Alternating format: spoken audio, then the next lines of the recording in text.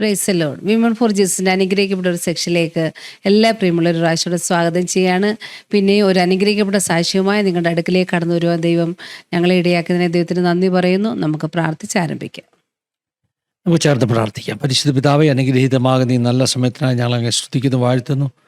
തിരുസന്നിധിയിലേക്ക് ഞങ്ങൾ അടുത്ത് വരുന്ന കർത്താവേ, അവിടുത്തെ മഹത്വം ഞങ്ങളുടെ മേൽ വെളിപ്പെടണം. പ്രത്യേകമായി ഞങ്ങളുടെ നടുവിലേക്ക് അവിടെ നയിച്ചിരിക്കുന്ന അവിടുത്തെ ദാസിക്കായി ഞങ്ങൾ അങ്ങനെ സ്തുതിക്കുന്നു. തൻ്റെ ജീവിതാനുഭവങ്ങൾ ഞങ്ങൾക്ക് വലിയ ആത്മീയ ബലത്തിന് കാരണമായി തീരണം. ഞങ്ങളുടെ കുറവശങ്ങൾ ക്ഷമിക്കണം. ദൈവമഹത്വം ഞങ്ങളോട് വെളിപ്പെടണം. കർത്താവെ, പ്രാർത്ഥിച്ച് ആരംഭിക്കുന്ന ഈ സമയം മുതൽ ഞങ്ങളുടെ ആസ്വാദ പ്രാർത്ഥന വരെ തിരുക്കുടുംബ ഞങ്ങളുടെ മേലുണ്ടാകണം. ഞങ്ങളുടെ സിസ്റ്റർ നെറ്റ്വർക്ക് എല്ലാം കരങ്ങളിലേക്ക് ഏൽപ്പിച്ച് പ്രാർത്ഥിക്കുന്നു. ഒന്നിച്ച് ഞങ്ങളെ അനുഗ്രഹിച്ചാട്ട്, വൻ കാര്യങ്ങൾ നീച്ചാൻ പോകുന്നത് കൊണ്ട് സ്തോത്രം ചെയ്യുന്നു. സഹായിച്ചാട്ട്, അനുഗ്രഹിച്ചാട്ട്. യേശു മൂല്യം ഞങ്ങൾ താഴ്മയായി ചോദിക്കുന്നു, കേൾക്കുമാറാകണമേ. ആമേൻ. ഇന്ന് നമ്മളോടൊപ്പം തന്റെ സാക്ഷ്യങ്ങൾ പങ്കുവെക്കാൻ എത്തിയിരിക്കുന്ന രാജസ്ഥാനിൽ നിന്ന് പ്രിയ സിസ്റ്റർ ഷെർലി സാജനാണ്. പ്രിയ സിസ്റ്റർ നമ്മൾ സ്നേഹത്തോടെ നമ്മുടെ പ്രോഗ്രാമിലേക്ക് സ്വാഗതം ചെയ്യുന്നു. പ്രൈസ് ലോർഡ് സിസ്റ്ററെ. Praise lord. രാജസ്ഥാനിൽ നിന്നാണ് ജോലി ചെയ്തിരിക്കുന്നല്ലയോ? ഓക്കെ. രാജസ്ഥാനിൽ ഏത് സ്ഥലത്താ? രാജസ്ഥാനില് ഞങ്ങൾ കരോളി ഡിസ്ട്രിക്റ്റിലാണ് താമസിക്കുന്നത്. കരോളി. കരോളി. Okay okay. ഉൾഗ്രാമമായിരിക്കും അല്ലേ? അതോ ഇത്തിരി ബാക്ക് രാജസ്ഥാനിൽ ഏറ്റവും ബാക്ക്വേർഡ് ആയിട്ടുള്ള ഒരു ഉൾഗ്രാമം. Okay sister. അവിടെ കർത്താവിന്റെ വേലയിലായിരിക്കുന്നു. അടുത്തുള്ള വലിയ പട്ടണം ഏതാ? ഞങ്ങളുടെ അടുത്തുള്ളത് ജയ്പൂരാണ്. Jaipur. Okay okay okay sister. അത് നമുക്ക് പരിചയപ്പെടാം. നാട്ടിൽ എവിടെ തിരിച്ചു വളർന്നത്, വീട്ടിൽ ആരൊക്കെ ഉണ്ട്, അതെല്ലാം ഒന്ന് പരിചയപ്പെടും. എൻ്റെ സ്വദേശം എന്ന് പറയുന്നത് ഇടുക്കി ഡിസ്ട്രിക്റ്റില് മൂലമറ്റത്താണ് എൻ്റെ വീട്. മൂലമറ്റത്തിനടുത്ത് ഒരു ചെറിയ ഗ്രാമം ഇലപ്പള്ളി എന്ന് പറയും. അതാണ് എൻ്റെ ജന്മദേശം. എൻ്റെ ഭവനത്തിൽ എൻ്റെ പിതാവും മാതാവും ഇപ്പം നിത്യതയിൽ വിശ്രമിക്കുന്നു. എനിക്ക് 6 സഹോദരങ്ങളുണ്ട്. മൂത്ത ബ്രദർ, അതിൻ്റെ ഇളയ 2 സിസ്റ്റേഴ്സ്. ഞാൻ 7ാമത്തെ ആളാണ്, ഏറ്റവും ഇളയാൾ. ഞാനിപ്പോൾ ഇവിടെ കരോളി, രാജസ്ഥാനിലെ കരോളി ഡിസ്ട്രിക്റ്റിൽ ഞങ്ങൾ കുടുംബമായിട്ട് കർത്താവിൻ്റെ ശ്രേഷ്ഠമേറിയ വേല ചെയ്യുന്നു. എൻ്റെ ഹസ്ബൻഡ് പാസ്റ്റർ സാജൻ. എനിക്ക് 3 കുഞ്ഞുങ്ങളുണ്ട്. മൂത്ത മോൻ BSc നേഴ്സിംഗ് ഫൈനൽ ഇയർ ഇപ്പോൾ ചെയ്തുകൊണ്ടിരിക്കുന്നു. ഇളയത് 2 ട്വിൻസ് പെൺകുഞ്ഞുങ്ങളാണ്. അവർ 11th സ്റ്റാൻഡേർഡിൽ പഠിക്കുന്നു. ഞങ്ങൾ ഏകദേശം 27 വർഷമായി കരോളി ഡിസ്ട്രിക്റ്റിലെ കർത്താവിൻ്റെ വേലയിൽ ആയിരിക്കുന്നു. സാജൻ പാസ്റ്ററുടെ വീടൊക്കെ നാട്ടിലെവിടെയാ? സാജൻ പാസ്റ്ററുടെ വീട് കാഞ്ഞിരപ്പള്ളി, കോട്ടയം ഡിസ്ട്രിക്റ്റിലെ കാഞ്ഞിരപ്പള്ളി. ശരി. ജയ്പൂരിൽ നിന്ന് കുറെ ദൂരം ഉണ്ടെന്നാ പറഞ്ഞതല്ലേ? ജയ്പൂർ ഇവിടെ 180 കിലോമീറ്റർ ദൂരമുണ്ട് കരോളി ജയ്പൂർ ഡിസ്റ്റൻസ്. ശരി. അപ്പൊ നമ്മള് നാട്ടിൽ നിന്നൊക്കെ പോകുമ്പോൾ ട്രെയിനൊക്കെ ഇറങ്ങുന്നത് എവിടെയായിരിക്കും? ഞങ്ങള് ചിലപ്പോൾ ഇവിടെ ജയ്പൂരിൽ നിന്ന് പോയി കയറും. ജയ്പൂരിൽ നിന്ന് ആണ് ഞങ്ങളുടെ ട്രെയിൻ റെയിൽവേ സ്റ്റേഷൻ. കരോളിയില് റെയിൽവേ സ്റ്റേഷൻ ഒന്നുമില്ല. ഞങ്ങൾക്ക് ബസ്സിന് പോകണം. ഇവിടുന്ന് 150 കിലോമീറ്റർ ഉണ്ട്. അല്ലെങ്കിൽ പിന്നെ ഞങ്ങൾക്ക് ഗ്വാളിയാർ എന്ന് പറയും. ഗ്വാളിയാറിൽ ചെന്നാലും ഞങ്ങൾക്ക് അവിടെ നിന്ന് പോവാം. അവിടെ വന്ന് ഇറങ്ങി പോരാം. ഗ്വാളിയാർ എന്ന് പറയുമ്പോൾ അത് മധ്യപ്രദേശിലോട്ട് പോകുമല്ലോ അല്ലേ? ശരി. ഇപ്പൊ രണ്ടും ഒരുപോലെ ദൂരമാണ്. രണ്ടും ഒരുപോലെ ദൂരമാണ് അല്ലേ? ശരി. സിസ്റ്റർക്ക് ജീവിതാനുഭവങ്ങൾ ചെറിയ പ്രായം മുതലുള്ളത് പറയാം കേട്ടോ. ഞങ്ങളെ കേൾക്കാൻ റെഡിയാ. എല്ലാ അനുഭവങ്ങളും പറയാം. അത്യാവശ്യം ഉണ്ടെങ്കിൽ ഇടയ്ക്ക് ചോദ്യങ്ങൾ ചോദിക്കാം. സിസ്റ്റർക്ക് കണ്ടിന്യൂ ചെയ്യാം. ഓക്കെ. ദൈവത്തിൻ്റെ അതിപരിശുദ്ധമായ നാമം വാഴ്ത്തപ്പെടുമാറാകട്ടെ. ഞാൻ ദൈവത്തെ വളരെയധികം നന്ദിയോടെ സ്തുതിക്കുന്നു, സ്തോത്രം ചെയ്യുന്നു. ദൈവം എൻ്റെ ജീവിതത്തിൽ ഇപ്രകാരം ഒരു അവസരം എനിക്ക് തന്നു. ഈ ആസാദി TV ചാനലിലൂടെ എൻ്റെ ജീവിതാനുഭവങ്ങളെ ദൈവമക്കളുമായിട്ട്, അനേക ശ്രോതാക്കളുമായിട്ട് ചർച്ച ചെയ്യുവാൻ, സംസാരിക്കുവാൻ കർത്താവ് എൻ്റെ ജീവിതത്തിൽ തന്ന ഈ വിലയേറിയ അവസരത്തെ ഓർത്ത് ഞാൻ ദൈവത്തെ സ്തുതിക്കുന്നു. അതുപോലെ ഇപ്രകാരം ഈ മീറ്റിങ്ങിലേക്ക് എന്നെ ക്ഷണിച്ച, ഈ TV ചാനലിലോട്ട് എന്നെ ക്ഷണിച്ച കർത്താവിൻ്റെ ശ്രേഷ്ഠദാസൻ പാസ്റ്റർ ഫിന്നി യോഹന്നാൻ അവറുകൾ, സിസ്റ്റർ സാൻഡി, അവരോട് ഉള്ള വളരെ ഹൃദയംഗമായ സ്നേഹത്തെ, നന്ദിയെയും ഞാൻ ഈ തരുണത്തിൽ അറിയിക്കുന്നു. എൻ്റെ ജീവിതാനുഭവങ്ങൾ പറയുകയാണെങ്കിൽ, ജനിച്ചപ്പം തന്നെ ഞാനൊരു രോഗി എന്ന അവസ്ഥയിലായിരുന്നു എൻ്റെ ജനനം. പറയത്തക്ക എന്ന് വെച്ചാൽ മരുന്ന് കൊണ്ടോ ഡോക്ടറെ കൊണ്ട് മാറാൻ പറ്റാത്ത ഒരു രോഗാവസ്ഥയായിരുന്നു എൻ്റെ ജീവിതത്തിൽ ഉണ്ടായിരുന്നത്. പലപ്പോഴും ഇങ്ങനെ ദിവസങ്ങൾ 1-2 പ്രാവശ്യം ഇങ്ങനെ ഫിക്സ് വരുന്ന അനുഭവങ്ങൾ എനിക്കുണ്ടായിരുന്നു. അങ്ങനെ ഫിക്സ് വന്ന് പലപ്പോഴും എൻ്റെ ജീവൻ പ്രാണം പോയ ആ അവസ്ഥകൾ എൻ്റെ ജീവിതത്തിലുണ്ട്. മാതാപിതാക്കളെല്ലാം എന്നെ കൈയൊഴിഞ്ഞ ഒരു അനുഭവം എൻ്റെ ജീവിതത്തിലുണ്ടായിരുന്നു. അങ്ങനെ പലപ്പോഴും മരണം എൻ്റെ ജീവിതത്തിൽ ഞാൻ അനുഭവിക്കേണ്ടതായിട്ട്, മരണത്തിൻ്റെ അവസ്ഥ അനുഭവിക്കേണ്ടതായിട്ട് വന്നിട്ടുണ്ട്. പക്ഷേ എന്നാൽ ദൈവത്തിൻ്റെ ഒരു വലിയ പദ്ധതി എൻ്റെ ജീവിതത്തിൽ ഉണ്ടായിരുന്നതുകൊണ്ട് മരണത്തിന് ഏൽപ്പിച്ചു കൊടുക്കാതെ കർത്താവ് ജീവനോടെ എന്നെ നിർത്തി. അതായിരുന്നു എൻ്റെ ചെറുപ്പകാലത്തിലെ എൻ്റെ വ്യക്തിപരമായ ഒരു അനുഭവം. അതോടൊപ്പം തന്നെ എൻ്റെ ഭവനത്തിൽ നിന്ന് എനിക്ക് വളരെ വലിയ ഒരു വേദനയിലൂടെ എനിക്ക് കടന്നു പോകേണ്ടതായിട്ട് വന്നു. എൻ്റെ പിതാവ് വളരെ നല്ല ഒരു വ്യക്തിയാണ്. ചീത്ത സ്വഭാവങ്ങളൊന്നുമില്ല. കുഞ്ഞുങ്ങളെയൊക്കെ വളരെ സ്നേഹമാണ്. അങ്ങനെ നല്ല ഒരു വ്യക്തിയാണ്. മാതാവിനെയും വളരെ സ്നേഹിക്കുന്ന ഒരു വ്യക്തിയാണ്. പക്ഷേ എന്നാൽ ചില സമയങ്ങളിൽ ഒരു വന്നുബാധ മാതിരി എൻ്റെ പിതാവിന് ഇങ്ങനെ വരുമായിരുന്നു. വളരെ സന്തോഷമായിട്ട് ഞങ്ങളെല്ലാം വർത്തമാനങ്ങളൊക്കെ പറഞ്ഞ് ഇരിക്കുന്ന എൻ്റെ ഇടയിൽ ഇങ്ങനെ ഈ പ്രതികൂലം, ഈ ഒരു ബാധ പോലെ ഇങ്ങനെ പിതാവിന് വരും. ആ സമയത്ത് പെട്ടെന്ന് പിതാവ് ഇങ്ങനെ വയലൻ്റ് ആവും. കയ്യിൽ കിട്ടുന്നത് വെച്ച് ഉപദ്രവിക്കുമായിരുന്നു. ഞങ്ങളെ കുഞ്ഞുങ്ങളെ ആരെയും ഒന്നും ചെയ്യത്തില്ല. മാതാവിനോടായിരുന്നു മുഴുവൻ ഈ യുദ്ധവും പിതാവ് ചെയ്തുകൊണ്ടിരുന്നത്. കയ്യിൽ കിട്ടുന്ന സാധനങ്ങളെല്ലാം, അത് വാക്കത്തി ആയാലും എന്തായാലും അതെടുത്ത് മാതാവിനെ ഇങ്ങനെ ഉപദ്രവിക്കുമായിരുന്നു. കാലൊക്കെ വെട്ടി ഓടിക്കുകയും നടുവൊക്കെ ചവിട്ടി ഓടിക്കുക, അങ്ങനെയൊക്കെ ഒത്തിരി. എൻ്റെ മാതാവിൻ്റെ ശരീരത്തിൽ നോക്കുകയാണെങ്കിൽ പാടുകളില്ലാത്ത ഒരു സ്ഥലം പോലും ഉണ്ടായിരുന്നു. അങ്ങനെ വളരെ ക്രൂരമായിട്ട് എൻ്റെ മാതാവിനെ പിതാവ് മർദ്ദിക്കുമായിരുന്നു. എന്നാൽ ഇത് കഴിയുമ്പോഴത്തേക്കും വളരെ ശാന്തനാകുകയും ചെയ്യും. പലപ്പോഴും ഈ ബുദ്ധിമുട്ട് കാരണം എന്ന് വെച്ചാൽ ഒരു ദിവസം പോലും വീട്ടിൽ സമാധാനം ഉണ്ടായിരുന്നില്ല. അപ്പം പിതാവ് ഇങ്ങനെ ഈ പ്രതികൂലങ്ങൾ വരുമ്പോൾ വീട്ടിൽ കുഞ്ഞുങ്ങളെല്ലാം കിടന്ന് ഭയങ്കരമായിട്ട് കരയും.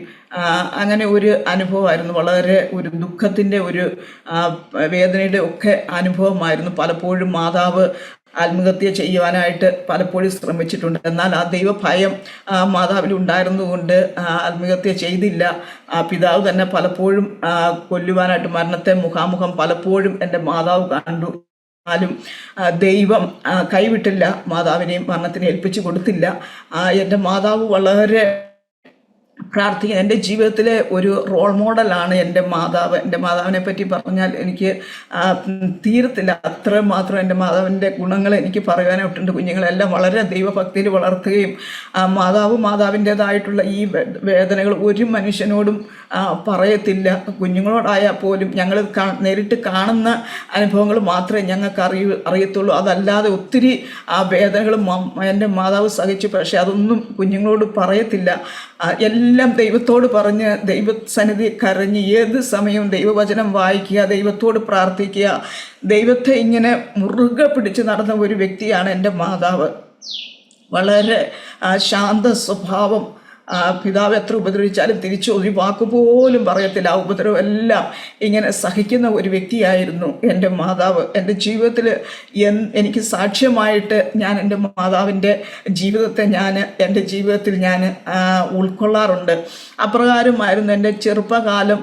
വളരെ ഇതുപോലെ ഈ അനുഭവങ്ങൾ വളരെ ഭയത്തിൻ്റെയും വളരെ വേദനയുടെ ഒരു അനുഭവമായിരുന്നു എൻ്റെ ചെറുപ്രായത്തിൽ. ഈ ഭവനത്തിൽ നിന്നുള്ള ഈ പ്രതികൂലങ്ങൾ ഇങ്ങനെ കണ്ട് ചെറുപ്പം മുതൽ എൻ്റെ മനസ്സിൽ ഭയങ്കരമായ ഒരു ഭയം എൻ്റെ ഹൃദയത്തിൽ ഇങ്ങനെ തങ്ങി നിന്നു. എനിക്ക് വളരെ തന്നെ ഒരു സ്ഥലത്ത് പോകാനോ വീട്ടിനുള്ളിൽ തന്നെ ആയാലും ഒരു മുറിയിൽ അടുത്ത മുറിയിലോട്ട് പോകാൻ എനിക്ക് ഭയമായിരുന്നു. അങ്ങനെ ഒരു വല്ലാത്ത ഒരു ഭയം എൻ്റെ ജീവിതത്തിൽ ഇങ്ങനെ ബാധിച്ചു. എൻ്റെ പഠനകാലങ്ങളൊക്കെ നാലാം ക്ലാസ് വരെയുള്ള സമയങ്ങളിൽ എൻ്റെ മാതാവ് എന്നെ സ്കൂളിൽ കൊണ്ടുപോയി അവിടെ വന്നിരിക്കും. തിരിച്ച് ഞാനെങ്കിൽ പോരുമ്പോൾ എന്നെ കൂട്ടിക്കൊണ്ട് അങ്ങനെയായിരുന്നു. അത് ഞാൻ ഒറ്റയ്ക്ക് എങ്ങും പോകത്തില്ല, എങ്ങും മാതാവോ ആരെങ്കിലും ഇല്ലാതെ ഞാൻ ഒന്നും ചെയ്യത്തില്ലായിരുന്നു.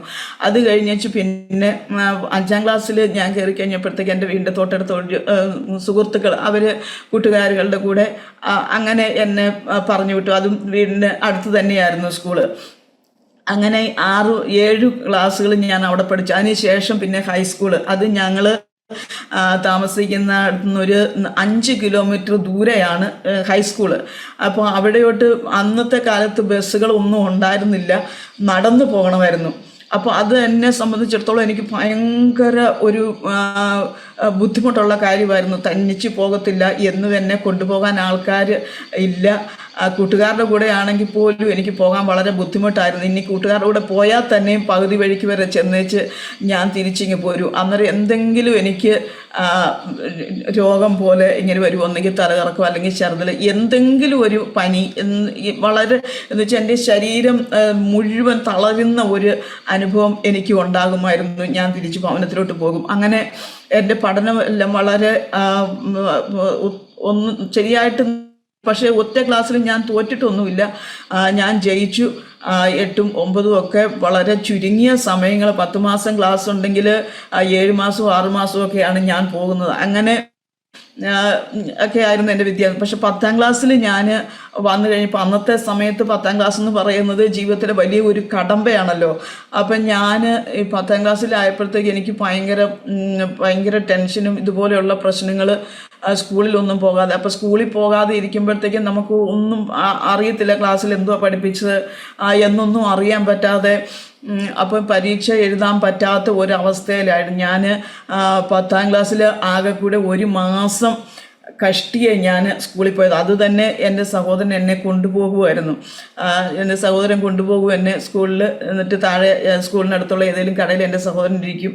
വൈകുന്നേരം ആകുമ്പോൾ എന്നെ വിളിച്ചുകൊണ്ട് പോരും. ഇങ്ങനെ ഒരു അനുഭവമായിരുന്നു. അത് അധികം ഇത്രയും ദൂരെയൊന്നും ഡെയിലി ഇങ്ങനെ കൊണ്ടുപോകാനും വരാനും പറ്റാത്ത ഒരവസ്ഥയായപ്പോഴത്തേക്ക് എൻ്റെ പഠനമെല്ലാം ഒരു അവതാളത്തിലായി. 1 മാസം തന്നെ കഷ്ടിയാണ് ഞാൻ സ്കൂളിൽ പോയിക്കൊണ്ടിരുന്നത്. പക്ഷെ ഞാൻ എൻ്റെ നല്ല സ്വഭാവം ഒക്കെ, എൻ്റെ ഈ ബുദ്ധിമുട്ടൊക്കെ എൻ്റെ അധ്യാപകർ എനിക്ക് ഒത്തിരി ഹെൽപ്പ് ചെയ്തു. അധ്യാപകർ പറഞ്ഞു, എന്തായാലും ഈ വർഷം എഴുതിയില്ലെങ്കിൽ ഒരു വയസ്സ് നഷ്ടപ്പെടത്തില്ലേ, ഒരു ചാൻസ് നഷ്ടപ്പെടും, അതുകൊണ്ട് എങ്ങനെയെങ്കിലും 10ലെ എക്സാം എഴുത്. അപ്പോൾ അറ്റൻഡൻസ് ഒന്നും എനിക്കില്ല. അപ്പോൾ അധ്യാപകർ പറഞ്ഞ്, ഏതെങ്കിലും ഡോക്ടറുടെ മെഡിക്കൽ സർട്ടിഫിക്കറ്റ് വാങ്ങിച്ച് തരുവാണെങ്കിൽ ഞങ്ങൾ അറ്റൻഡൻസ് ഇട്ട് തരാം എന്നിങ്ങനെ എന്നോട് പറഞ്ഞു. അപ്പോൾ അതുപോലെ ഞങ്ങൾ ഒരു 5 ഡോക്ടർമാരുടെ അടുത്തുനിന്ന് സർട്ടിഫിക്കറ്റ് വാങ്ങിച്ച് കൊടുത്ത് അങ്ങനെ അറ്റൻഡൻസ് അവർ തന്നു. ഞാൻ പരീക്ഷ എഴുതുവാനായിട്ട്, ഞാൻ 10ൻ്റെ പരീക്ഷ എഴുതുവാനായിട്ട് ഞാനിങ്ങനെ തയ്യാർ ചെയ്തു. അപ്പം ഈ 10ാം ക്ലാസ്സിൽ പഠനമൊക്കെ തുടങ്ങിയ സമയത്തൊക്കെ എൻ്റെ മനസ്സിൽ എനിക്ക് ആഗ്രഹമുണ്ട്, പഠിക്കണം, പരീക്ഷ എഴുതണം, ജയിക്കണം, എനിക്ക് നല്ല നിലയിലാകണം എന്നൊക്കെ എൻ്റെ മനസ്സിൽ എനിക്ക് ആഗ്രഹമുണ്ട്. പക്ഷേ എനിക്ക് അതൊന്നും ചെയ്യാൻ പറ്റാത്ത ഒരു അവസ്ഥ. എന്നും സ്കൂളിൽ പോകാൻ എന്ന സമയമൊക്കെ ആകുമ്പോൾ എനിക്ക് ഭയങ്കര തളർച്ച, എനിക്ക് ഒരടി അങ്ങോട്ടോ ഇങ്ങോട്ടോ പോകാൻ പറ്റാത്ത ഒരവസ്ഥ. അപ്പം എൻ്റെ കൂട്ടുകാരൊക്കെ ഇങ്ങനെ സ്കൂളിൽ പോകുന്നതും പഠിക്കുന്നതും ഒക്കെ കാണുമ്പോൾ എൻ്റെ മനസ്സിൽ ഭയങ്കരമായ വേദന എനിക്ക് ഉണ്ടാകാറുണ്ട്. അപ്പം കൂട്ടുകാരൊക്കെ ചോദിക്കും, നീ പരീക്ഷ എഴുതുന്നില്ലേ, അപ്പം പഠിക്കുന്നില്ല എന്നൊക്കെ എന്നോട് ചോദിക്കും. പക്ഷേ എനിക്ക് അതിന് മറുപടി ഒന്നും പറയാൻ പറ്റാത്ത ഒരു അവസ്ഥ. അപ്പം 10ൽ കയറിയപ്പം പിള്ളേർ സുഹൃത്തുക്കളൊക്കെ ട്യൂഷന് പോകുന്നു, അതിന് പോകുന്നു, അവരെല്ലാം ഭയങ്കര തിരക്കിലാണ്. അപ്പം 10ൽ എങ്ങനെയെങ്കിലും പാസ്സാകണം, എല്ലാവരും ഭയങ്കര സീരിയസ് ആയിട്ട് ഭയങ്കര ഇതിൽ പഠിക്കും. പക്ഷെ ഞാൻ, എൻ്റെ ഹൃദയത്തിൽ എനിക്ക് ആഗ്രഹമുണ്ട്, പക്ഷെ ഒന്നും ചെയ്യാൻ പറ്റാതെ ഞാനിങ്ങനെ ഭവനത്തിൽ ഇരിക്കുകയാണ്. അപ്പോൾ പുസ്തകമൊക്കെ വാങ്ങിച്ചു കൊണ്ടുവന്ന് വെച്ചതല്ലാതെ ഞാൻ കൈകൊണ്ട് പോലും തൊട്ടിട്ടില്ല. ഞാൻ ഇങ്ങനെ ഇരിക്കുക. ഏതായാലും അറ്റൻഡൻസ് എല്ലാം അധ്യാപകർ തന്നു. പരീക്ഷ ഞാൻ ചിന്തിച്ച്, കർത്താവേ, ഞാൻ എന്തെഴുതും, എന്നാലും പരീക്ഷ എഴുതാനുള്ള ഒരു അവസരം എനിക്ക് കിട്ടിയല്ലോ എന്നെൻ്റെ ഹൃദയത്തിൽ ഭയങ്കര ആഗ്രഹമുണ്ട്. ഞാൻ പുസ്തകങ്ങളൊക്കെ എടുത്ത് വെറുതെ ഒന്ന് നോക്കി, മലയാളം ഇംഗ്ലീഷൊക്കെ ഒന്നും നോക്കിയേ ഇല്ല, കണക്കും നോക്കി, മലയാളം മാത്രം ഒന്ന് വെറുതെ ഒന്ന് തിരിച്ച് 2-3 പേജുകളൊക്കെ നോക്കി. എന്തായാലും പരീക്ഷയുടെ സമയം എനിക്കറിയാം,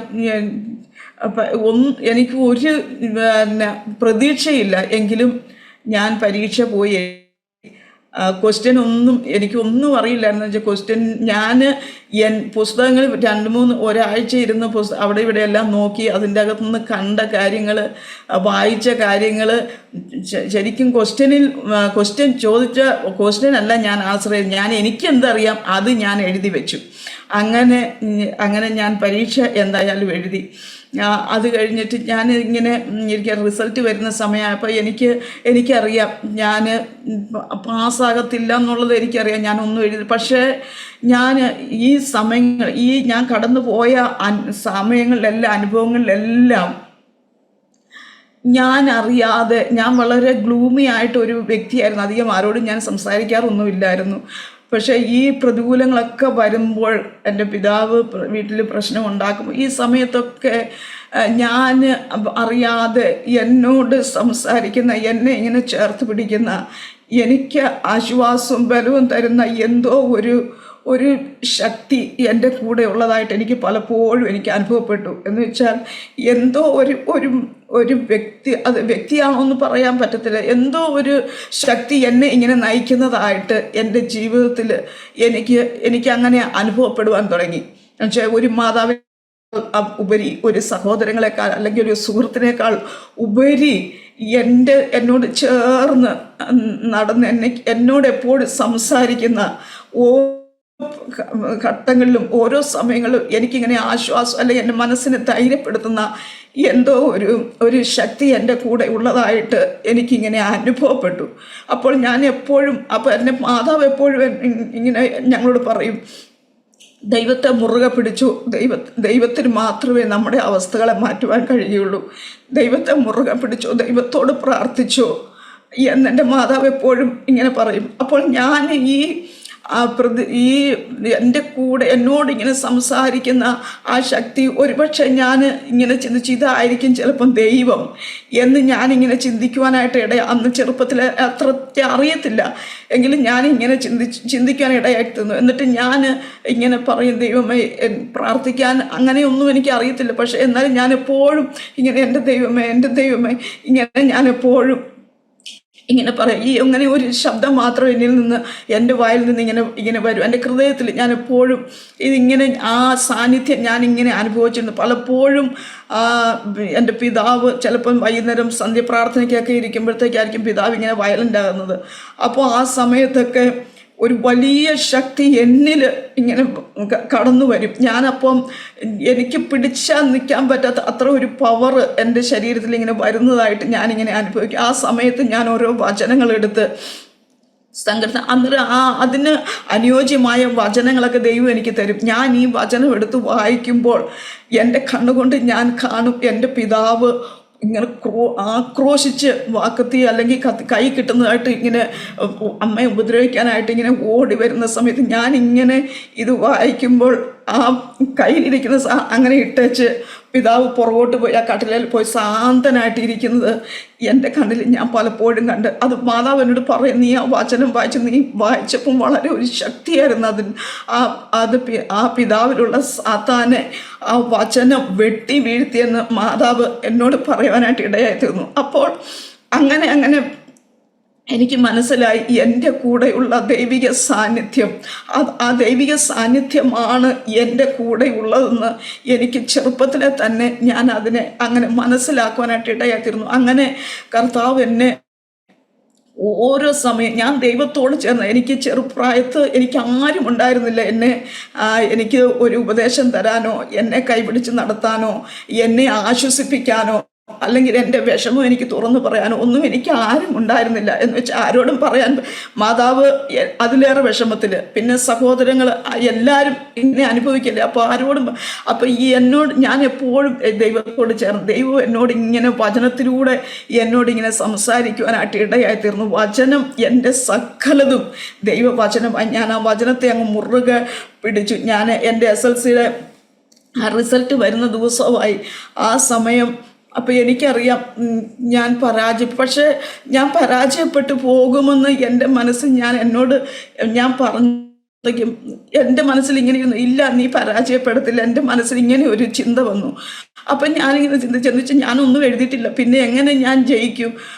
എന്നിങ്ങനെ ഞാൻ ചിന്തിച്ചു. പക്ഷേ എന്നോട് പറഞ്ഞു, നീ വചനം വായിക്കും. ഞാൻ രാവിലെ റിസൾട്ട് വരുന്ന ദിവസം ഞാൻ രാവിലെ എഴുന്നേറ്റ് മുഖമൊക്കെ എല്ലാം കഴിഞ്ഞ് ഞാൻ വന്ന് ഇങ്ങനെ കട്ടിലേ കയറിയൊന്ന് ബൈബിൾ എടുത്ത് വെച്ച് ഞാൻ സങ്കീർത്തനം 1 മുതൽ അങ്ങ് വായിക്കാൻ തുടങ്ങി. അപ്പോൾ എൻ്റെ പിന്നെ കൂട്ടുകാരൊക്കെ വന്ന് അവരെന്നോട് ചോദിക്കുന്നുണ്ട്, നീ വരുന്നുണ്ടോ റിസൾട്ട്? അപ്പം ഞാൻ പറഞ്ഞു, ഞാൻ വരുന്നില്ല. അപ്പോൾ അവർ തന്നെ പറഞ്ഞു, അല്ല നീ വന്നിട്ടും കാര്യമില്ല എന്ന് വെച്ചാൽ നീ പരാജയപ്പെടും, നീ ഒന്നും എഴുതിയിട്ടില്ല, ഒന്നും പഠിച്ചിട്ടുമില്ല, പിന്നെ എങ്ങനെ റിസൾട്ട് നോക്കേണ്ട കാര്യമില്ലല്ലോ എന്ന് സുഹൃത്തുക്കൾ തന്നെ എന്നോട് പറയാൻ ഇടയായി തീർന്നു. പക്ഷേ എന്തായാലും അവരെൻ്റെ നമ്പരൊക്കെ എഴുതിക്കൊണ്ട് പോയി. ഞാൻ നിർബന്ധിച്ചങ്ങ് കൊടുത്തു, ഇതാ നമ്പരെന്ന് പറഞ്ഞേച്ച്. അങ്ങനെ അവർ പോയി. ഞാൻ അപ്പോൾ ഈ ഇരുന്നുകൊണ്ട് സങ്കീർത്തനം ഞാൻ 1 മുതൽ ഇരുന്നുകൊണ്ട് വായിച്ച് ഞാൻ ആരോട് ഒന്നും സംസാരിക്കുന്നില്ല. അപ്പോൾ ഈ എൻ്റെ കണ്ണ് നിറഞ്ഞ് കണ്ണുനീരി ബൈബിളിലോട്ട് വിട്ട് ബൈബിളെല്ലാം നനയുക. ഞാനിങ്ങനെ പ്രാർത്ഥിച്ച് 89ാമത്തെ സങ്കീർത്തനം വരെ ഞാൻ വായിച്ചു. എഴുന്നേറ്റതില്ല, ഒറ്റ ഇരിപ്പിൽ ഞാൻ അവിടെ ഇരുന്ന് 89ാം സങ്കീർത്തനം വരെ ഞാൻ വായിച്ചു. 89ാം സങ്കീർത്തനം വായിച്ചു കൊണ്ടിരിക്കുമ്പോൾ, അപ്പോൾ ഈ ഓരോ സങ്കീർത്തനം വായിക്കുമ്പോൾ ഈ വചനം സത്യത്തിൽ ഞാൻ വായിക്കുമല്ല, ദൈവം എന്നോട് ഇങ്ങനെ സംസാരിച്ചുകൊണ്ടിരിക്കുക. ഞാൻ ദൈവത്തോട് സംസാരിക്കുക. എൻ്റെ വേദനയെല്ലാം കണ്ണുനീരോടെ ഇങ്ങനെ വീഴുന്നുണ്ട്.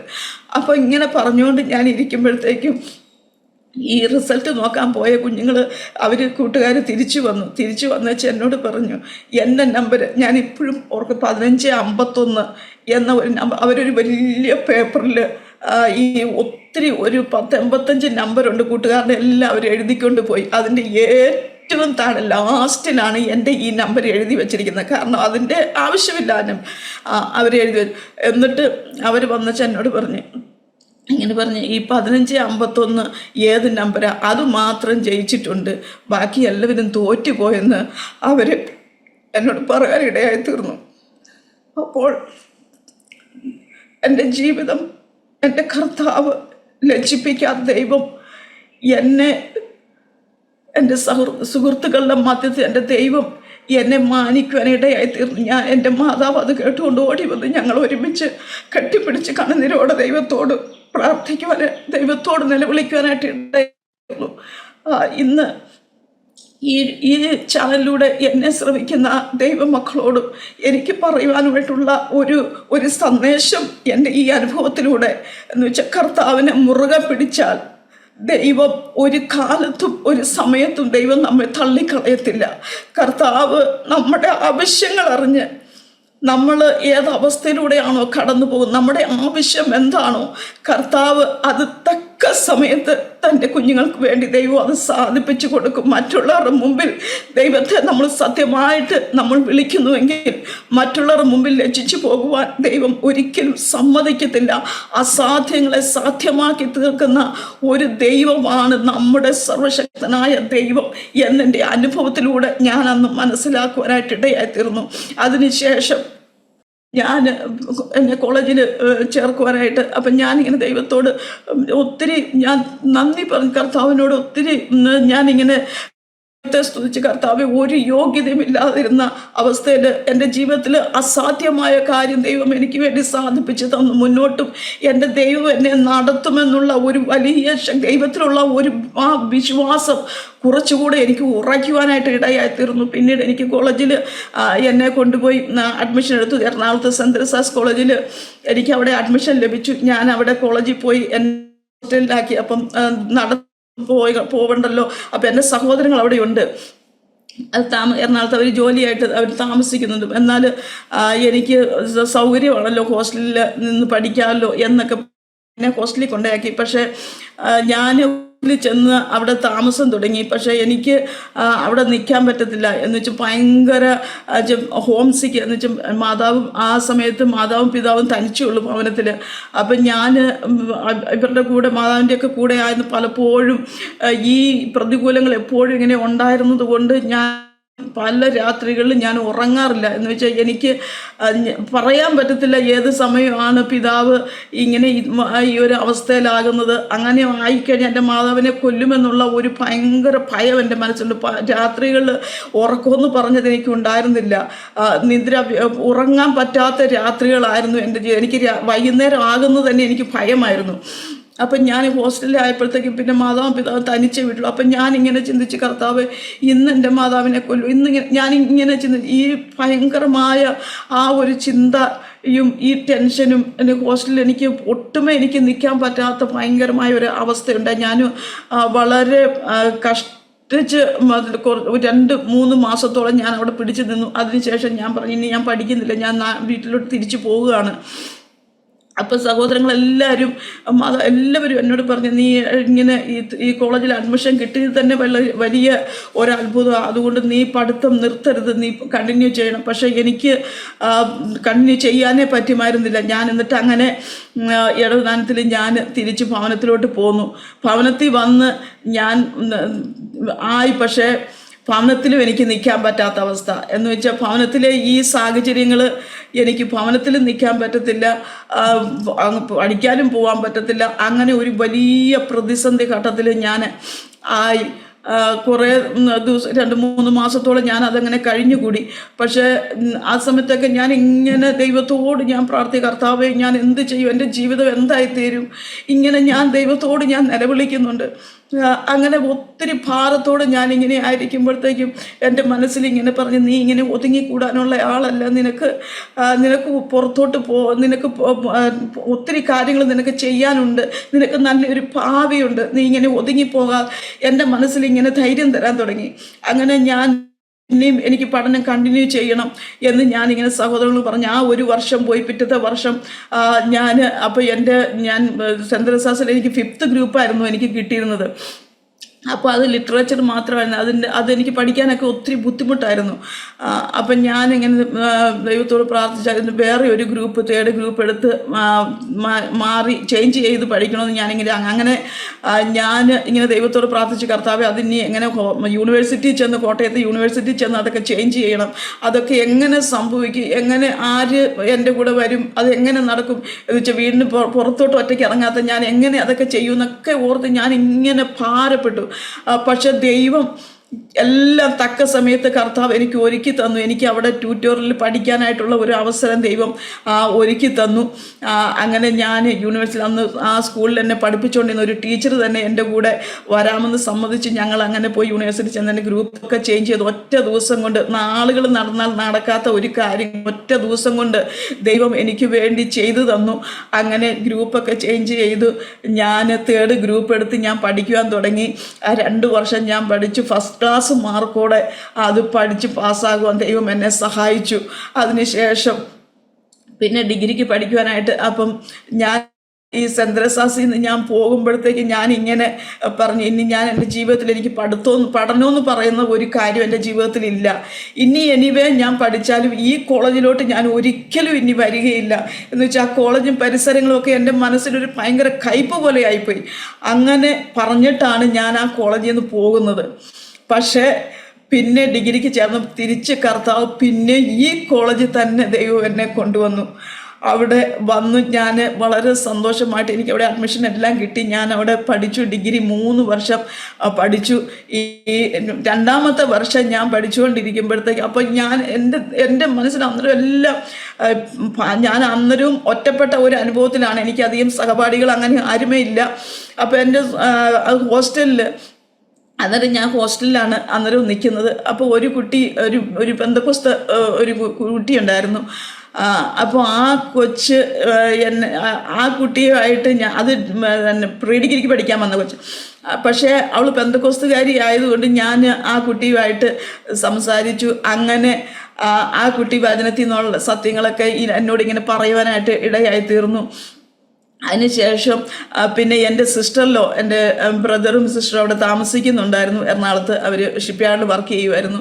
അപ്പോൾ എൻ്റെ സിസ്റ്ററിലോയുടെ ഓഫീസിൽ വർക്ക് ചെയ്യുന്ന 2-3 സിസ്റ്ററിലോയുടെ ഫ്രണ്ട്സ് അവർ പെന്തക്കോസ്തുകാരായിരുന്നു. അപ്പോൾ അവരുമായിട്ട് എനിക്കിങ്ങനെ കാണുവാനായിട്ട് സംസാരിക്കുവാനായിട്ടൊക്കെ ദൈവം അവസരം ഒരുക്കി. അപ്പോൾ എൻ്റെ ഹൃദയത്തിൽ എപ്പോഴും എന്ന് വെച്ചാൽ ഇന്ന് ഞാൻ നിൽക്കുന്നുണ്ടെങ്കിൽ എൻ്റെ ദൈവത്തിൻ്റെ കൃപയാണ്, അല്ലെങ്കിൽ പണ്ടേ ഞാൻ ഈ ലോകത്തുനിന്ന് മാറ്റപ്പെടേണ്ടതായിരുന്നു. അപ്പോൾ എനിക്ക് ആശ്രയിക്കാൻ ഈ ലോകത്തിൽ മറ്റൊന്നുമില്ല, എൻ്റെ ദൈവം മാത്രമേ ഉള്ളെന്നുള്ള ഉറച്ച ഒരു വിശ്വാസം എൻ്റെ ഹൃദയത്തിലുണ്ടായിരുന്നു. അപ്പോൾ എത്രമാത്രം എൻ്റെ ദൈവത്തിന് വേണ്ടിയിട്ട് എനിക്ക് പ്രവർത്തിക്കാൻ കഴിയും, എൻ്റെ ദൈവത്തോട് എത്രത്തോളം ചേർന്നിരിക്കാൻ പറ്റും. എൻ്റെ ഹൃദയത്തിൽ ഒരു ഭയങ്കര ആഗ്രഹം ഇത് മാത്രമായിരുന്നു, ദൈവത്തോട് ചേർന്നിരിക്കുക, ദൈവത്തിന് വേണ്ടി ജീവിക്കുക, ദൈവത്തിൻ്റെ ഇഷ്ടം ചെയ്യുക. ഇതെല്ലാം എൻ്റെ ഭയങ്കര ആഗ്രഹമായിരുന്നു. അപ്പോൾ കൂടുതലായിട്ട് ദൈവത്തോട് അടുക്കണം എന്നുള്ള ഭയങ്കര ആഗ്രഹമുണ്ട്. അപ്പോൾ നമ്മൾ CSI ബാക്ക്ഗ്രൗണ്ടിലായിരുന്നു ഞങ്ങൾ. അപ്പോൾ CSI ചർച്ച ചെന്ന് കഴിഞ്ഞാൽ നമുക്ക് ആരാധിക്കാൻ അങ്ങനെയൊന്നും നമുക്ക് പറ്റത്തില്ലോ. അപ്പോൾ ഞാനിങ്ങനെ ഈ ചേച്ചിയുടെ സിസ്റ്ററിലൂടെ കൂട്ടുകാരിൽ നിന്നും വചനം അവരും എന്നോട് ശക്തമായിട്ട് പറയും, ഇതെല്ലാം നമുക്ക് ഒരു മാനസാന്തരമുണ്ട്, രക്ഷിക്കപ്പെടണം, നമ്മൾ കർത്താവിൻ്റെ വചനം അനുസരിക്കണം, ദൈവവചനം ആകുന്ന ദൈവത്തിൻ്റെ കൽപ്പനയാകുന്ന സ്നാനം നമ്മൾ സ്വീകരിക്കണം, നമ്മുടെ ജീവിതത്തിൽ വിശുദ്ധി വേർപാട് പ്രാപിക്കണം. ഇതൊക്കെ എന്നോട് ഈ സഹോദരങ്ങൾ ഇങ്ങനെ ഈ കൂട്ടുകാരിങ്ങനെ എന്നോട് പറഞ്ഞു തരുവാനായിട്ട് ഇടയാണ്. ഇതെല്ലാം കേട്ടപ്പോൾ ഞാൻ ഒന്നും മറുത്തു പറഞ്ഞില്ല. അന്നത്തെ കാലത്ത് എനിക്ക് പെന്തക്കോസ്ത് എന്ന് പറഞ്ഞാൽ ഒന്നും എനിക്ക് അറിയത്തില്ല. ഞങ്ങളുടെ നാട്ടിലൊന്നും പെന്തക്കോസ്തൊന്നുമില്ല, പെന്തക്കോസ്തുകാരൊന്നുമില്ല. അപ്പോൾ അതൊന്നും എനിക്ക് അറിയത്തേ ഇല്ല. അപ്പം ഞാൻ പെന്തക്കോസ്തുകാരെ കാണുന്നത് ഈ ചേച്ചിയുടെ കൂട്ടുകാരികളെ അവരിലാണ് ഞാൻ പെന്തക്കോസ്തുകാരായിട്ട് ആദ്യം കാണുന്നത്. അപ്പോൾ അവരെന്നോട് ഇങ്ങനെ പറഞ്ഞു. അന്നേരം അപ്പോൾ എൻ്റെ മനസ്സിൽ എനിക്ക് എങ്ങനെയെങ്കിലും എൻ്റെ കർത്താവിന് വേണ്ടിയിട്ട് ജീവിക്കണം, എത്രത്തോളം എൻ്റെ ആത്മീയ ജീവിതം പറഞ്ഞ് ദൈവത്തിന് പ്രസാദമുള്ള ദൈവത്തോട് ചേർന്ന് എങ്ങനെ ഇരിക്കാം, ഇതാണ് എൻ്റെ മനസ്സിലെ ഭയങ്കര തീവ്രമായ ആഗ്രഹം. കർത്താവിന് വേണ്ടിയിട്ട് ജീവിക്കണം. അപ്പം അവരിങ്ങനെയെല്ലാം പറഞ്ഞപ്പോൾ ഞാൻ മറ്റൊന്നും ചിന്തിച്ചില്ല. എൻ്റെ ഭാവി എന്താണെന്നോ അല്ലെങ്കിൽ പെന്തക്കോസ്തിൽ പോയി കഴിഞ്ഞാൽ എന്താ, ഇതൊന്നും ഞാൻ ചിന്തിച്ചില്ല. ഇവരിങ്ങനെ പറഞ്ഞ അന്നേരം തന്നെ ഞാൻ എൻ്റെ ജീവിതം കർത്താവിന് വേണ്ടി സമർപ്പിച്ച്, കർത്താവേ നിൻ്റെ ഹിതം എന്താണ്, അതെൻ്റെ ജീവിതം. അങ്ങനെ ഞാൻ ഈ കൂട്ടുകാരി മുഖേന അവിടെ എറണാകുളത്ത് വളഞ്ഞമ്പലത്ത് ഒരു IPC ചർച്ചുണ്ട്, ആ ചർച്ചിൽ പോകാനായിട്ട് ഇടയായിത്തീർന്നു. അവിടെ ചെന്ന് ആരാധന കൂടി എനിക്ക് ഭയങ്കര സന്തോഷം. അന്ന് വരെ ഞാൻ അനുഭവിക്കാത്ത ഒരു സന്തോഷം എനിക്ക് ആ പ്രാർത്ഥന കൂട്ടായ്മയിൽ നിന്ന് എനിക്ക് ലഭിക്കുവാനായിട്ട് ഇടയായി. എല്ലാവരും അന്യഭാഷയിൽ ആരാധിക്കുന്നു, പരിസരം മറന്ന് എല്ലാവരും ദൈവസന്നി നൃത്തം ചെയ്ത് ആരാധിക്കുന്നു, ദൈവദാസൻ്റെ ശക്തമായ വചനങ്ങൾ. അപ്പം ഞാൻ അതൊക്കെ കേട്ടപ്പോൾ ഞാൻ ദൈവം ഇങ്ങനെയൊന്നും ഞാൻ കേട്ടിട്ട് പോലുമില്ല. CSIയിലൊക്കെ പോയിരിക്കുമ്പോഴത്തേക്കും അതൊരു അച്ഛന്മാരെന്താ പറയുക അതുപോലും എനിക്ക് മനസ്സിലായിട്ടില്ല. പക്ഷേ ഈ വചനത്തിൽ നിന്നുള്ള ശക്തമായ ദൂതുകളൊക്കെ എൻ്റെ ഹൃദയത്തിൽ ഇങ്ങനെ എൻ്റെ ചെവിയിൽ ഇങ്ങനെ വന്ന് അടിക്കാൻ തുടങ്ങി. അപ്പം ഞാനോട് എൻ്റെ ദൈവമേ ഇത് എന്തൊരു അനുഭവം, ഇത് സ്വർഗമാണോ എന്ന് പോലും ഞാൻ അങ്ങനെ ചിന്തിക്കുന്ന ഒരു അനുഭവം എൻ്റെ ജീവിതത്തിലുണ്ടായി. പിന്നെ എനിക്ക് മറിച്ചൊന്നും എനിക്ക് അന്നേരം തന്നെ ആ ഫസ്റ്റ് സൺഡേ ഞാൻ ചെന്ന് അന്നേരം തന്നെ എനിക്ക് സ്നാനപ്പെട്ടാൽ മതിയാവും, അങ്ങനെ ഒരു ഭയങ്കര ആഗ്രഹം. ഞാൻ അവിടുത്തെ ആ കത്രിദാസനുമായിട്ട് ഞാൻ സംസാരിച്ചു. അങ്ങനെ ആ പാസ്റ്റർ ഡേറ്റ് തന്നു എനിക്ക് സ്നാനപ്പെടാനുള്ള. അങ്ങനെ ആരുമില്ല, തനിച്ച് കർത്താവ് എൻ്റെ കൂട്ടുകാരും അങ്ങനെ കുറച്ച് പേരും ഒക്കെ ആയിട്ട്, ചർച്ചിലുള്ള കുറച്ച് മെമ്പേഴ്സും ഒക്കെ ആയിട്ട് ഞാൻ ഒറ്റയ്ക്ക് പോയി എൻ്റെ സ്നാനം ദൈവദാസൻ ഇങ്ങനെ കർത്താവ് സ്നാനപ്പെട്ട യോർദാൻ നദിയിൽ സ്നാനപ്പെട്ടതുപോലെ തന്നെ എറണാകുളത്ത് മാമല എന്ന് പറയുന്ന ഒരു സ്ഥലത്ത് അന്ന് മഴയുടെ ഒരു സമയം ചെളി വെള്ളത്തിൽ പോയി ഞാൻ സ്നാനം വെക്കുവാൻ ഇടയായിത്തീർന്നു. അങ്ങനെ കർത്താവ് എന്നെ എൻ്റെ ആത്മീയ ആഗ്രഹം ദൈവം സാധിപ്പിച്ചു. അതിന് ശേഷം ദൈവം എന്നെ ആത്മാവിൽ നിറച്ചു. അങ്ങനെ degree second year third year ആയപ്പോഴത്തേക്ക് ഞാൻ പക്ക ഒരു പെന്തക്കോസ്തുകാരിയായി, പെന്തക്കോസ്ത് അനുഭവത്തിലായി. അപ്പോൾ എൻ്റെ ഭവനത്തിലുള്ളവരൊക്കെ അറിഞ്ഞു ഞാനിങ്ങനെ വിശ്വാസത്തിലോട്ട് വന്നു. ഞാനിങ്ങനെ അപ്പം പെന്തക്കോസ് എന്നൊക്കെ കേൾക്കുമ്പോൾ ഭയങ്കര പരിഹാസവും ഭയങ്കര വെറുപ്പ്, ഏറ്റവും നികൃഷ്ട ജീവികളെന്നുള്ള രീതിയിലാണ് പെന്തക്കോസ്തുകാരെ അവിടെ ഉള്ളവരൊക്കെ അന്നേരമൊക്കെ അങ്ങനെ കാണുന്നത്. അപ്പം എനിക്ക് നാട്ടിലോട്ട് പോകാനൊക്കെ ഭയങ്കര ഭയമായിരുന്നു. അപ്പോൾ ഒന്നാമത് നാട്ടിൽ ചെന്നപ്പോൾ മറ്റുള്ളവരെല്ലാം നമ്മളെ ദുഷിക്കും, പരിഹസിക്കും, നിന്ദിക്കും, ഇതെല്ലാം ഉണ്ട്. പിന്നെ നാട്ടിൽ ഈ CSI ചർച്ച് അല്ലാതെ മറ്റുള്ള പെന്തക്കോസ്ത് ചർച്ചുകളൊന്നുമില്ല, ആരാധിക്കാൻ പോകാനൊന്നും സൗകര്യമില്ല. അപ്പം ഞാനിങ്ങനെ പ്രാർത്ഥിച്ചു, കർത്താവേ ഞാൻ എന്ത് ചെയ്യും നാട്ടിൽ. അപ്പം അത് ഡിഗ്രി എൻ്റെ എക്സാം ഈ സമയത്ത് ദൈവം എന്നെ ആത്മാവിൽ നിറച്ചു. ആത്മീയമായി വളരെ നല്ല ഇതിൽ കർത്താവ് എന്നെ കൃപാവരങ്ങളാലൊക്കെ ദൈവം എന്നെ നിറച്ചു. വലിയ സന്തോഷം, ആത്മീയ സന്തോഷം ഞാൻ എൻ്റെ ജീവിതത്തിൽ ഞാൻ അനുഭവിക്കുകയാണ്. അങ്ങനെ തേർഡ് ഇയർ കഴിഞ്ഞു. അത് കഴിഞ്ഞേച്ച് പിന്നെ അവിടെ തന്നെ ആ കോളേജിൽ തന്നെ PGക്ക് ഞാൻ ചേർന്നു. 2 വർഷം PGയും കംപ്ലീറ്റ് ചെയ്തു.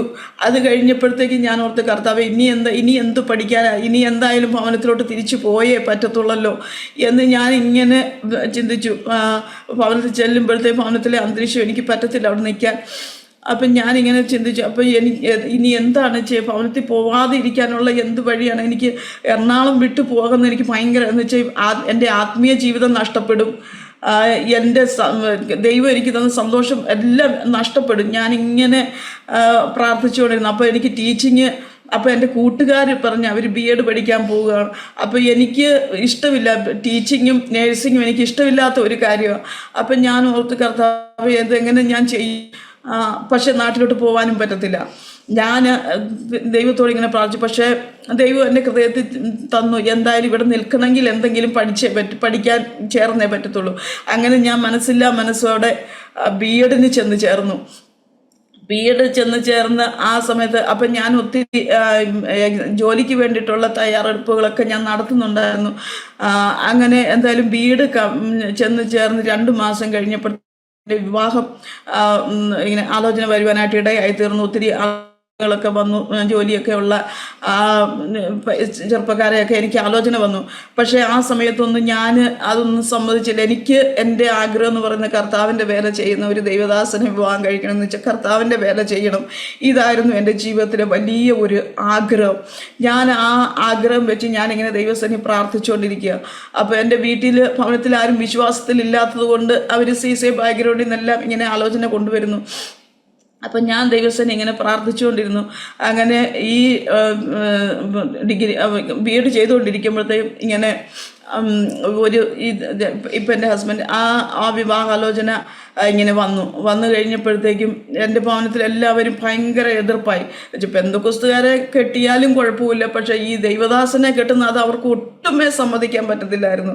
എന്ന് വെച്ചാൽ ജോലിയില്ല, കൂലിയില്ല, ഇങ്ങനെ നടക്കുന്ന ആ ഒരു പെന്തക്കോസ് പാസ്റ്റർമാരെന്നൊക്കെ പറയുമ്പോഴത്തേക്ക് ഏറ്റവും ഗതികെട്ടെന്നുള്ള രീതിയിലാണ് അവിടെയൊക്കെ എല്ലാവരും കാണുന്നത്. അപ്പോൾ അതുകൊണ്ട് ഭയങ്കര എതിർപ്പായിരുന്നു. പക്ഷെ ഞാൻ ദൈവസന്നിധി പ്രാർത്ഥിച്ച്, കർത്താവ്, എനിക്ക് കർത്താവിൻ്റെ വേല ചെയ്യണം, അതിനുള്ള ഒരു വഴി കർത്താവ് എനിക്ക് ഒരുക്കി തരണം, അപ്രകാരമുള്ളൊരു ദൈവദാസനെ എനിക്ക് കർത്താവ് ഒരുക്കി തരണം. ഞാൻ ദൈവത്തോട് ഞാൻ പ്രാർത്ഥിച്ചു. അങ്ങനെ എൻ്റെ പ്രാർത്ഥന നടന്നു. ഇപ്പോൾ എൻ്റെ ഹസ്ബൻഡിൻ്റെ ആലോചന വന്നു. അവരുടെ വീട്ടിലും അപ്പോൾ എൻ്റെ ഹസ്ബൻഡിൻ്റെ വീട്ടിലും ആരും ഇന്നും വിശ്വാസത്തിൽ വന്നിട്ടില്ല. ഹസ്ബൻഡ് മാത്രം ഒറ്റയ്ക്കാണ് വിശ്വാസത്തിൽ വന്നിരിക്കുന്നത്. അപ്പോൾ ആ സമയത്ത് എൻ്റെ ഹസ്ബൻഡും വിശ്വാസത്തിൽ വന്ന സമയമായിരുന്നു. അവരുടെ വീട്ടിലും ഭയങ്കര എതിർപ്പ്. അവർ യാക്കോബായ ബാക്ക്ഗ്രൗണ്ട് ആണ് എൻ്റെ ഹസ്ബൻഡിൻ്റെ. അപ്പോൾ അവിടെയും ഭയങ്കര എതിർപ്പ്. അങ്ങനെ 2 വീട്ടുകാരും ഒട്ടുമേ താല്പര്യമില്ല. 2 വീട്ടിലും ഭയങ്കര എതിർപ്പ്. പക്ഷെ ഞാൻ ദൈവസന്നിധി പ്രാർത്ഥിച്ചു. ദൈവത്തോട് ഞാൻ പറഞ്ഞു, വീട്ടുകാരോട് ഞാൻ പറഞ്ഞു, ഞാൻ വിവാഹം കഴിക്കുന്നെങ്കിൽ ഒരു ദൈവദാസനെ വിവാഹം കഴിക്കത്തുള്ളൂ. ഞാനിങ്ങനെ കർശനമായിട്ട് ഞാൻ എൻ്റെ ഭവനത്തിൽ പറയാനായിട്ട് ഇടയായിത്തീർന്നു. അങ്ങനെ ഈ വിവാഹാലോചന വന്നെങ്കിലും ഈ പ്രതികൂലങ്ങൾ 2 ഭവനത്തിൽ നിന്നുള്ളത് കൊണ്ട് അത് മുടങ്ങിപ്പോയി, എൻ്റെ വിവാഹം മുടങ്ങിപ്പോയി. പക്ഷെ ഞാനപ്പോൾ ദൈവം ഒത്തിരി വിവാഹം സത്യത്തിൽ ഞങ്ങളുടെ എൻഗേജ്മെൻറ്റ് കഴിഞ്ഞായിരുന്നു. എൻഗേജ്മെൻറ്റ് കഴിഞ്ഞതിന് ശേഷമാണ് ഈ വിവാഹം മുടങ്ങിപ്പോയത്. അപ്പോൾ നാട്ടുകാരെല്ലാം എൻ്റെ വീട്ടിലും എൻ്റെ ബന്ധുമിത്ര എല്ലാവരും പറഞ്ഞു, അവൾ പെന്തക്കോസ്തിൽ പോയതുകൊണ്ടാണ് അവൾക്കൊരു വിവാഹം പോലും നടക്കാത്തത്, ഇനി ഒരു വിവാഹം പോലും നടക്കത്തുമില്ല എന്നൊക്കെ എല്ലാവരും ഇങ്ങനെ പറഞ്ഞു. ഇതെല്ലാം ഞാൻ കേൾക്കും. ഞാൻ ദൈവത്തോട് പറഞ്ഞു, കർത്താവ്, എൻഗേജ്മെൻറ്റ് കഴിഞ്ഞേച്ച് വിവാഹം മുടങ്ങിപ്പോയി, കർത്താവ്, ഞാൻ ഇനി മറ്റുള്ളവർ മുമ്പ് ഞാൻ ലജ്ജിച്ചു പോകാനാണോ? ഇന്ന് വരെ എൻ്റെ ജീവിതത്തിൽ അത്ഭുതം പ്രവർത്തിച്ച ദൈവം എനിക്ക് വേണ്ടിയിട്ട് അത്ഭുതം കർത്താവ് ശക്തനാണല്ലോ. ഞാൻ ദൈവത്തോട് പറഞ്ഞു, ഉപവസിച്ച് 3 ദിവസം ഈ വിവാഹം ഇതാണ് കർത്താവ് നീ എനിക്ക് ഒരുക്കിയിരിക്കുന്നെങ്കിൽ എൻ്റെ കല്യാണത്തിനുള്ള ഡേറ്റ് എനിക്ക് ഫിക്സ് ചെയ്തായിരുന്നു. അത് കഴിഞ്ഞാണ് ഇവ മുടങ്ങിപ്പോകുന്നത്. അപ്പം ഞാനിങ്ങനെ ദൈവത്തോട് പറഞ്ഞു, കർത്താവ്, ഈ ഡേറ്റിൽ കർത്താവ് ഇത് നിൻ്റെ ഹിതമാണെങ്കിൽ ഇത് നടക്കണം, അതല്ല എങ്കിൽ ഈ ഡേറ്റിൽ തന്നെ എനിക്ക് വേറെ ഒരു ദൈവദാസനെ കർത്താവ് എനിക്ക് കൊണ്ടുതരണം. എൻ്റെ ആശ്രയം വിശ്വാസവും അങ്ങിലാണ് ഞാനിങ്ങനെ ദൈവസേന 3 ദിവസം ഞാൻ ഉപവസിച്ചിരുന്ന് പ്രാർത്ഥിച്ച് ഞാൻ ദൈവത്തോട് പ്രാർത്ഥിക്കുവാനായിട്ട് ഇടയായിത്തീർന്നു, ഇങ്ങനെ പറയുവാനായിട്ട് ഇടയായിത്തീർന്നു. ആ 3-ാമത്തെ ദിവസം കർത്താവ് ഈ വിവാഹം തന്നെ വീണ്ടും അത് എനിക്ക് കൊണ്ടുവരുവാനായിട്ട് ഇടയായിത്തീർന്നു. അങ്ങനെ സത്യത്തിൽ ഞങ്ങളുടെ വിവാഹം നടന്നു. ഞങ്ങളുടെ വിവാഹത്തിന് എല്ലാവരും പങ്കെടുത്തെങ്കിലും മനസ്സോടെ പങ്കെടുത്തത് ഞാനും എൻ്റെ ഹസ്ബൻഡും മാത്രമേ ഉള്ളായിരുന്നു. ബാക്കി എല്ലാവരും പങ്കെടുത്തെങ്കിലും അവർ തല കാണിച്ചു എന്ന് മാത്രമേ, ആരുടെയും യാതൊരു സഹകരണങ്ങളും ഞങ്ങൾക്ക് ഉണ്ടായിരുന്നില്ല. എൻ്റെ ഹസ്ബൻഡിൻ്റെ വീട്ടിലാണെങ്കിൽ കല്യാണത്തിൻ്റെ മുഴുവൻ ഭക്ഷണ കാര്യങ്ങൾ ഇതെല്ലാം എൻ്റെ ഹസ്ബൻഡ് തന്നെയാണ് ചെയ്തത്. അങ്ങനെ ഞങ്ങളുടെ വിവാഹം കഴിഞ്ഞു. വിവാഹം നടക്കുമ്പോഴത്തേക്ക് ഞാൻ BEd പഠിച്ചുകൊണ്ടിരിക്കുക. എൻ്റെ ഹസ്ബൻഡ് അപ്പം നോർത്തിന്, എൻ്റെ ഹസ്ബൻഡിൻ്റെ പഠനമെല്ലാം +2 കഴിഞ്ഞ് വെച്ച് പിന്നെ അവരുടെ വീട്ടിലും ഭയങ്കരമായ പ്രതികൂലങ്ങളും ഒക്കെ അപ്പോൾ ഹസ്ബൻഡ് ബൈബിൾ കോളേജിൽ പഠിക്കാനായിട്ട് ആദ്യം CSIയുടെ സെമിനാരി പഠിച്ചു. അതിനുശേഷം പിന്നെ ഇവിടെ ദില്ലിയിലെ ഗ്രേസ് ബൈബിൾ കോളേജിൽ പഠിക്കാനായിട്ട് ഹസ്ബൻഡ് ഇങ്ങോട്ട് പോന്നു. ഇവിടുത്തെ പഠനം കഴിഞ്ഞതിന് ശേഷം പിന്നെ ഹസ്ബൻഡ് ഇവിടെ തന്നെ രാജസ്ഥാനിൽ തന്നെ ഒരു മലയാളി ഒരു മലയാളി കുടുംബത്തിൽ അവർ സ്കൂൾ നടത്തുന്നത്. അവരുടെ സ്കൂളിൽ പഠിപ്പിച്ചുകൊണ്ട് മിനിസ്റ്റർ ചെയ്യുവാനായിട്ട്, നോർത്ത് ഇന്ത്യയിൽ തന്നെ മിനിസ്റ്റർ ചെയ്യുവാനായിട്ട് എൻ്റെ തീരുമാനിച്ചു. അങ്ങനെ ചെയ്തുകൊണ്ടിരിക്കുക. അപ്പോഴാണ് വിവാഹം നടക്കുന്നത്. അങ്ങനെ വിവാഹം നടന്നു കഴിഞ്ഞപ്പോഴത്തേക്ക് ഞാൻ BEd കണ്ടിന്യൂ ചെയ്യാനായിട്ട് ഞാൻ അവിടെ നിന്നു. എൻ്റെ ഹസ്ബൻഡ് തിരിച്ച് ഇങ്ങോട്ട് പോന്നു. ആ 1 വർഷം 8 മാസം, അപ്പം ഞാൻ 8 മാസം BEd പഠനമുണ്ട്. 2 മാസമേ ചേർന്നിട്ട് ഞാൻ ആയിട്ടുണ്ടായിരുന്നുള്ളൂ. അത് കഴിഞ്ഞ് വെച്ച് ഞാൻ പിന്നെ അവിടെ നിന്ന സമയങ്ങളൊക്കെ എൻ്റെ ജീവിതത്തിൽ ഭയങ്കരമായ പ്രതികൂലങ്ങളാണെന്ന് വെച്ചാൽ എല്ലാവരും ഇങ്ങനെ പറയാനായിട്ട് തുടങ്ങി. ഹസ്ബൻഡ് ഇപ്പം രാജസ്ഥാൻ അപ്പം എൻ്റെ വീട്ടുകാരൊക്കെ ഇത്രയും ദൂരം, രാജസ്ഥാൻ എന്നൊക്കെ പറയുന്നത് ചരിത്ര പുസ്തകത്തിൽ വായിച്ചിട്ടുള്ള അറിവ് മാത്രമേ ഉള്ളൂ. രാജസ്ഥാൻ എവിടെയാണ് എന്താ ഒന്നും നമുക്കൊന്നും അറിയത്തില്ല. അപ്പോൾ എൻ്റെ ഭവനത്തിലുള്ളവരൊക്കെ ഇങ്ങനെ പറഞ്ഞു, രാജസ്ഥാൻ നീ കേട്ടിട്ട് പോലും ഇല്ലാത്ത സ്ഥലം, നീ എങ്ങനെ അവിടെയോട്ടൊക്കെ പോകും, അവിടെയൊക്കെ പോയി ജീവിക്കും. അപ്പോൾ ഇവിടെ താമസിച്ച് വന്ന ആൾക്കാർ ചർച്ച വെച്ചൊക്കെ പരിചയം. അപ്പോൾ അവർ തന്നെ എന്നെ നോക്കി ഇങ്ങനെ അത്ഭുതപ്പെട്ട് ഇങ്ങനെ നോക്കി, അയ്യോ കുഞ്ഞെങ്ങനെ പോയി അവിടെ ജീവിക്കും, അവിടെ ഭയങ്കര ചൂടാണ്, ഭയങ്കര തണുപ്പാണ്, നമുക്കൊന്നും ജീവിക്കാൻ പറ്റത്തില്ല എന്നൊക്കെ പറഞ്ഞ് അവരും ഇങ്ങനെ പേടിപ്പിക്കും. അപ്പോൾ ഇതെല്ലാം കിടക്കും. വിവാഹം കഴിഞ്ഞ് ഹസ്ബൻഡ് ഇങ്ങനെ പോകുന്നു. ഇപ്പം നാട്ടുകാരെല്ലാം പറഞ്ഞു, ആ ഹസ്ബൻഡ് പോയി, ഇനി വരുമോയെന്ന് തന്നെ ആർക്കറിയാം, നിൻ്റെ ജീവിതം പോക്കായി. അങ്ങനെ ഒക്കെ ഭയങ്കര. അപ്പം ഞാനും ഇങ്ങനെ ദൈവമേ എന്തായാലും കല്യാണം ഇനി ഹസ്ബൻഡ് എന്നും വിളിക്കുന്നൊക്കെ ഉണ്ട്. പക്ഷേ എന്നാലും എല്ലാവർക്കും ഒരു സംശയം എന്ന് വെച്ചാൽ ഞങ്ങളുടെ ഭവനത്തിൽ എൻ്റെ സഹോദരങ്ങളൊക്കെ ആകെ പോലും എല്ലാവരും കേരളത്തിൽ തന്നെ ഒതുങ്ങി, കേരളം വിട്ട് ആരും എങ്ങും പോയിട്ടില്ല, ഒരു സ്ഥലത്തും പോയിട്ടില്ല. അപ്പോൾ അതുകൊണ്ട് തന്നെ പുറം രാജ്യങ്ങൾ ഇത്രയും ദൂരെ 3 ദിവസം ട്രെയിൻ യാത്ര ചെയ്ത് ഇതൊക്കെ ഇനി ഒരിക്കലും. അപ്പം കല്യാണം നടന്നത് അങ്ങനെയായി, ജീവിതം പോക്കായി എന്നെല്ലാവരും ഒരുപോലെ പറഞ്ഞു. ഞാനും ചിന്തിച്ചു, കർത്താവേ ഞാനും ഇനിയിപ്പോയി രാജസ്ഥാനിലൊക്കെ ജീവിക്കുമോ. എന്തായാലും ഞാൻ ആ സമയത്തൊക്കെ എൻ്റെ അനുഭവം എന്ന് പറയുന്നത് ഒരു മനുഷ്യനോട് പറഞ്ഞ് അറിയിക്കാൻ പറ്റാത്ത, ഞാനിങ്ങനെ എൻ്റെ ദൈവത്തോട് ഞാനിങ്ങനെ നിലവിളിച്ച് എന്തായിത്തരും എൻ്റെ ജീവിതം എന്തായിത്തരും, ഞാൻ എവിടെ ചെന്ന് എങ്ങനെ ഞാൻ മുന്നോട്ട് പോകും കർത്താവെ. ഞാനിങ്ങനെ ഭയങ്കര തകർന്ന് അന്ന് ആ സമയങ്ങളൊക്കെ സത്യത്തിൽ 1 വർഷം മുഴുവൻ ഞാൻ ഭക്ഷണം, എനിക്ക് വിശപ്പില്ല, ദാഹമില്ല, ഒന്നുമില്ല, ഞാൻ ഭക്ഷണം കഴിച്ചിട്ടേ ഇല്ല, വെള്ളം മാത്രം കുടിക്കും ഞാനിങ്ങനെ. അപ്പോൾ എൻ്റെ സഹോദരങ്ങൾ, നീ ഇങ്ങനെ കിടന്നാൽ നീ മരിച്ചു പോകും എന്ന് എൻ്റെ സഹോദരങ്ങളൊക്കെ എന്നോട് വഴക്ക് പറയുന്ന അനുഭവങ്ങൾ പലപ്പോഴായിട്ടുണ്ട്. എന്ന് വെച്ചാൽ ഞാൻ ഫുള്ള് സമയം ഉപവാസം, ഇനി ഭക്ഷണം എങ്ങനെയാണ് കഴിക്കേണ്ടതെന്ന് പോലും എനിക്കറിയില്ല. അതുപോലെ ഞാൻ ഇങ്ങനെ ഉപവാസം തന്നെ, ദൈവത്തോട് പ്രാർത്ഥന ഇങ്ങനെ ഞാൻ പ്രാർത്ഥനയും പഠനവുമായിട്ട് ഞാനിങ്ങനെ നടന്നു. എന്തായാലും ആ BEdൻ്റെ ലാസ്റ്റ് ഫൈനൽ എക്സാം കഴിഞ്ഞപ്പോൾ അപ്പോൾ ഹസ്ബൻഡ് പറഞ്ഞു, എക്സാം കഴിയുമ്പോഴത്തേക്കും ഞാൻ വരാം, നമുക്ക് തിരിച്ച് രാജസ്ഥാനിലോട്ട് പോരാം എന്നിങ്ങനെ എൻ്റെ ഹസ്ബൻഡ് പറഞ്ഞു. അങ്ങനെ എക്സാം കഴിഞ്ഞു, ഹസ്ബൻഡ് വന്നു. എക്സാം ഹാളിൽ നിന്ന് പെട്ടെന്ന് തിരിച്ച് ഇങ്ങോട്ട് പോരുവാനുള്ള ടിക്കറ്റും എല്ലാം എടുത്തുകൊണ്ടാണ് ഹസ്ബൻഡ് വന്നത്. അങ്ങനെ BEdൻ്റെ ലാസ്റ്റ് എക്സാം എഴുതി ആ എക്സാം ഹാളിൽ നിന്ന് റെയിൽവേ സ്റ്റേഷനിൽ വന്ന് ട്രെയിനിൽ കയറി ഞങ്ങൾ രണ്ടും കൂടെ രാജസ്ഥാനിന് പോന്നു. അങ്ങനെ ഞാൻ രാജസ്ഥാനിലേക്ക് ഇങ്ങനെ പോരുമ്പോഴത്തേക്കും സത്യത്തിൽ ഞാൻ ഇങ്ങനെ ചിന്തിക്കുക, കർത്താവേ എൻ്റെ ഹസ്ബൻഡ് കൂടെ ഉണ്ടെങ്കിൽ പോലും എനിക്കത് ഉള്ളതുപോലെ പോലും തോന്നിയില്ല. എന്നു വെച്ച് കഴിഞ്ഞാൽ അതുപോലത്തെ മാനസിക കൂടെയാണ് ഞാൻ അപ്പം കടന്നു പോകുന്നത്. ഹസ്ബൻഡും വളരെ ടെൻഷനായിരുന്നു വെച്ചാൽ അവരുടെ വീട്ടിലും യാതൊരു സമാധാനം, അവരും ഹസ്ബൻഡും തീർത്തും തള്ളപ്പെട്ട ഒരു അനുഭവത്തിലാണ് ഹസ്ബൻഡ്. അപ്പം ഞാനും അത്, എനിക്കും ആരുമില്ല, സഹോദരങ്ങൾ ആരും എൻ്റെ കൂടെ ആരുമില്ല. അപ്പം ഞങ്ങൾ ഒറ്റയ്ക്ക് ഇങ്ങനെ കയറിപ്പോയി. ഞാൻ ദൈവത്തോട് പ്രാർത്ഥിച്ച, കർത്താവ് എന്തായാലും ഇതുവരെ ഇങ്ങനെയെല്ലാമായി ഞാനിങ്ങനെ വിവാഹം കഴിച്ചു.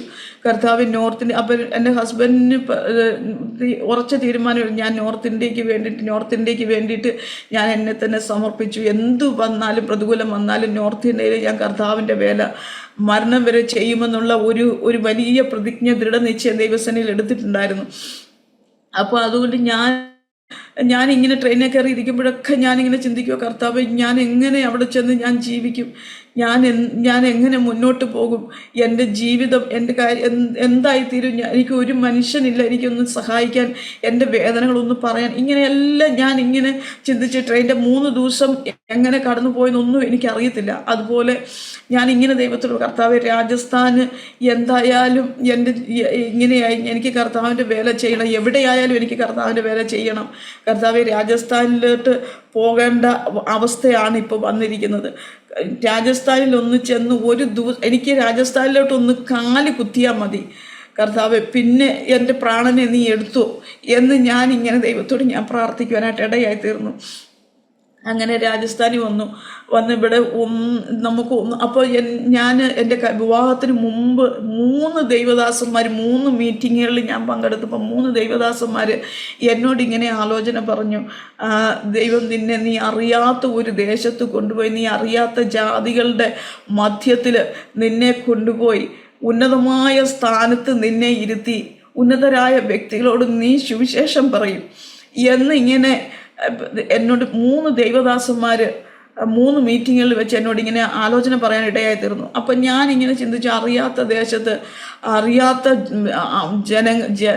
ജനങ്ങളുടെ മധ്യത്തിൽ കൊണ്ട്, അപ്പം ഞാൻ ഓർത്ത് അതെവിടെയാക്കറി, അങ്ങനെയൊക്കെ ഞാൻ ചിന്തിച്ചു. പക്ഷേ അത് വെറുതെ ആയിരിക്കും എന്നിങ്ങനെ ഓർത്തു. പക്ഷേ ഞാൻ ഈ രാജസ്ഥാനിൽ വന്ന് ഞാനിവിടെ ട്രെയിൻ ഇറങ്ങുമ്പോൾ ദൈവം എന്നോട് പറഞ്ഞ ഈ ആലോചന എൻ്റെ ഹൃദയത്തിൽ വന്നു. അപ്പം ഞാനോർത്ത്, കർത്താവേ ശരിയാണല്ലോ, ദൈവം എന്നോട് സംസാരിച്ച് അറിയാത്ത ദേശത്ത് അറിയാത്ത ജാതികളുടെ മധ്യത്തിൽ ദൈവം എന്നെ കൊണ്ടുവന്നല്ലോ എന്ന് ഇങ്ങനെ ആ വാഗ്ദത്തം അവിടെ നിറവേറി. പിന്നെ ഞാൻ ഇവിടെ വന്ന ഇവിടുത്തെ ഭാഷ അറിയത്തില്ല, എനിക്ക് ഹിന്ദി അറിയാം, പക്ഷെ എന്നാൽ ഇവിടുത്തെ സംസാര ഭാഷ വേറെയാണല്ലോ. അപ്പോൾ എനിക്കൊരു മനുഷ്യനോട് സംസാരിക്കാൻ പറ്റാത്ത അവസ്ഥ. പിന്നെ ആരുമില്ല പരിചയക്കാർ, മലയാളികളൊക്കെ ഞങ്ങൾ ആ സമയത്തൊക്കെ ഞങ്ങൾ വന്ന് താമസിച്ച് അവിടെ ഒന്നും മലയാളികൾ ആരും ഒന്നും ഉണ്ടായിരുന്നില്ല, ഒറ്റയ്ക്ക്. അപ്പോൾ എൻ്റെ ഹസ്ബൻഡ് അവിടെ ആ സ്കൂളിൽ പഠിപ്പിക്കാൻ പോകുന്നുണ്ട്, പ്രൈവറ്റ് സ്കൂളിൽ. അപ്പം അന്നത്തെ ശമ്പളം എന്ന് പറയുന്നത് 1500 രൂപയാണ്. അപ്പം ഹസ്ബൻഡ് അതുവരെയും ബാച്ചിലേഴ്സ് ആയതുകൊണ്ട് വേറെ സംഘടനകളൊന്നും ചേർന്ന് നിന്നില്ല. അപ്പോൾ ഹസ്ബൻഡ് തന്നെ ഈ സ്കൂളിൽ ജോലി ചെയ്തുകൊണ്ട് മിനിസ്റ്ററി ചെയ്യുമായിരുന്നു. അപ്പം ഞാനും കൂടെ വന്നപ്പം കുടുംബമായി കഴിഞ്ഞപ്പോഴത്തേക്ക് നമുക്ക് വാടക കൊടുക്കണം, ബാക്കി ഭക്ഷണകാര്യം ഇതൊന്നും ഈ 1500 രൂപ കൊണ്ട് ഒന്നും നടക്കാതെയായി. അപ്പം ഞങ്ങൾക്ക് ഭയങ്കര ടെൻഷനായി. കർത്താവേ, ഞങ്ങളിരുന്ന് പ്രാർത്ഥിക്കും, കർത്താവ് എന്തോ ചെയ്യും, ഇനി മുന്നോട്ട് എങ്ങനെ പോകും, ഇങ്ങനെയൊക്കെ ഉള്ളത്. അപ്പം ഞങ്ങൾക്ക് വിളിച്ച് ഞങ്ങളുടെ ആവശ്യങ്ങൾ പറയാൻ ആരുമില്ല, സഹായിക്കാൻ ആരുമില്ല, വളരെ പ്രതികൂലങ്ങൾ. അങ്ങനെ ആയിരുന്നപ്പോൾ അപ്പോൾ എൻ്റെ ഹസ്ബൻഡിൻ്റെ കൂടെ ഇവിടെ ഗ്രേസ് ബൈബിൾ കോളേജിൽ പഠിച്ച കുറച്ച് സുഹൃത്തുക്കളുണ്ട്. അപ്പോൾ കുറച്ച് പേര് നോർത്ത് ഇന്ത്യയിൽ തന്നെ പല സ്ഥലങ്ങളിൽ അവർ മിനിസ്റ്ററി ചെയ്യുന്നവരുണ്ട്. അപ്പോൾ അന്ന് അവരൊന്നും കല്യാണം കഴിഞ്ഞിട്ടില്ല, ബാച്ചിലേഴ്സ് ആയിരുന്നു. അപ്പോൾ അവരെല്ലാവരും കൂടെ ഒരു ചെറിയ സംഘടന പോലെ ഇങ്ങനെ തുടങ്ങി, നമുക്ക് നോർത്ത് ഇന്ത്യയിൽ മിനിസ്റ്ററി ചെയ്യാം, നമ്മളെല്ലാവരും അങ്ങോട്ടും ഇങ്ങോട്ടും സഹായിച്ച് നമ്മുടെ ദശാംശമൊക്കെ ഒരുമിച്ച് വെച്ച് നമുക്കൊരു ചെറിയ മിനിസ്ട്രി, നമുക്കൊരു സംഘടനയൊക്കെ രൂപീകരിച്ച് ഇങ്ങനെ മിനിസ്ട്രി ചെയ്യാം. അങ്ങനെ ഇവർ സുഹൃത്തുക്കളെല്ലാവരും കൂടെ ഇങ്ങനെ ഒരു തീരുമാനമെടുത്തായിരുന്നു. അങ്ങനെ അവർ ചെറിയ സംഘടന തുടങ്ങി. അപ്പോൾ ആ സംഘടന പറഞ്ഞതനുസരിച്ച് ഞങ്ങൾ അന്നേരം ഞാൻ വന്നത് മക്രാണ എന്ന ഒരു സ്ഥലത്താണ് ഞാൻ ആദ്യം വന്നത്. അവിടെയായിരുന്നു മക്രാണയിൽ ഒരു മലയാളി തോമസ് സാറിൻ്റെ സ്കൂളിലായിരുന്നു ആ ചായം പഠിപ്പിച്ചുകൊണ്ടിരിക്കുന്നത്. അപ്പോൾ ഈ സംഘടനയെല്ലാം കൂടെ തീരുമാനിച്ച് അവിടെ നിന്ന് മാറി വേറെ ഒരു സ്ഥലത്ത് പോയി മിനിസ്ട്രി ചെയ്തുകൊണ്ട് അവിടെ ആയിരിക്കാണ്. അങ്ങനെ ഞങ്ങൾ വന്നു മാർച്ചിലാണ് ഞാനിവിടെ വരുന്നത്. ഏപ്രിലാകുമ്പോഴത്തെ സ്കൂള് ക്ലോസ് ആവുക, ഒരു ടേം തീരും. ഏപ്രിലായപ്പോൾ സ്കൂള് ക്ലോസ് ആയപ്പോഴത്തേക്ക് ഹസ്ബൻഡ് ഞങ്ങൾ തീരുമാനിച്ചു ഫുലേറ എന്ന് പറയുന്ന ഒരു സ്ഥലത്തോട്ട് ഞങ്ങൾ മിനിസ്ട്രിക്ക് വേണ്ടിയിട്ട് അങ്ങനെ പോകണം എന്ന് ആ സംഘടന പറഞ്ഞതനുസരിച്ച് ഞങ്ങൾ മിനിസ്ട്രിക്ക് വേണ്ടിയിട്ട് പുലേറ എന്ന് പറയുന്ന സ്ഥലത്തേക്ക് ഞങ്ങൾ പോയി. പുതിയ സ്ഥലത്ത് അവിടെ ചെന്നപ്പോഴത്തേക്കും ഞങ്ങൾക്ക് രണ്ടുപേർക്കും ഒരു പരിചയമില്ല. അവിടെ ചെന്ന് ചെറിയൊരു വീട് എടുത്തു. പക്ഷെ ഞങ്ങൾ അവിടെ ചെന്ന് താമസിക്കാൻ തുടങ്ങി. മിനിസ്ട്രി തുടങ്ങിയില്ല, താമസിക്കാൻ തുടങ്ങി. ഒരാഴ്ച കൊണ്ട് ഞങ്ങളുടെ കയ്യിലുണ്ടായിരുന്ന പൈസകൾ മുഴുവൻ തീർന്നു. അത് കഴിഞ്ഞ് പിന്നെ കൊടിയ പട്ടിണിയുടെ അവസ്ഥയായി. എന്ന് വെച്ചാൽ ഒന്നുമില്ലാതായി. ഞങ്ങളിങ്ങനെ കഷ്ടി അവിടെ ഒരു മാസം ഞങ്ങൾ താമസിച്ചു. രണ്ടാമത്തെ മാസം ആയപ്പോഴത്തേക്കും ഞങ്ങളുടെ കയ്യിൽ ഉണ്ടായിരുന്ന പൈസയും തീർന്നു, സാധനങ്ങളെല്ലാം. ആ സമയത്ത് ഞാൻ പ്രഗ്നൻ്റായി. ഇങ്ങനെ ഒന്നുമില്ലാത്ത ഒരു അവസ്ഥ.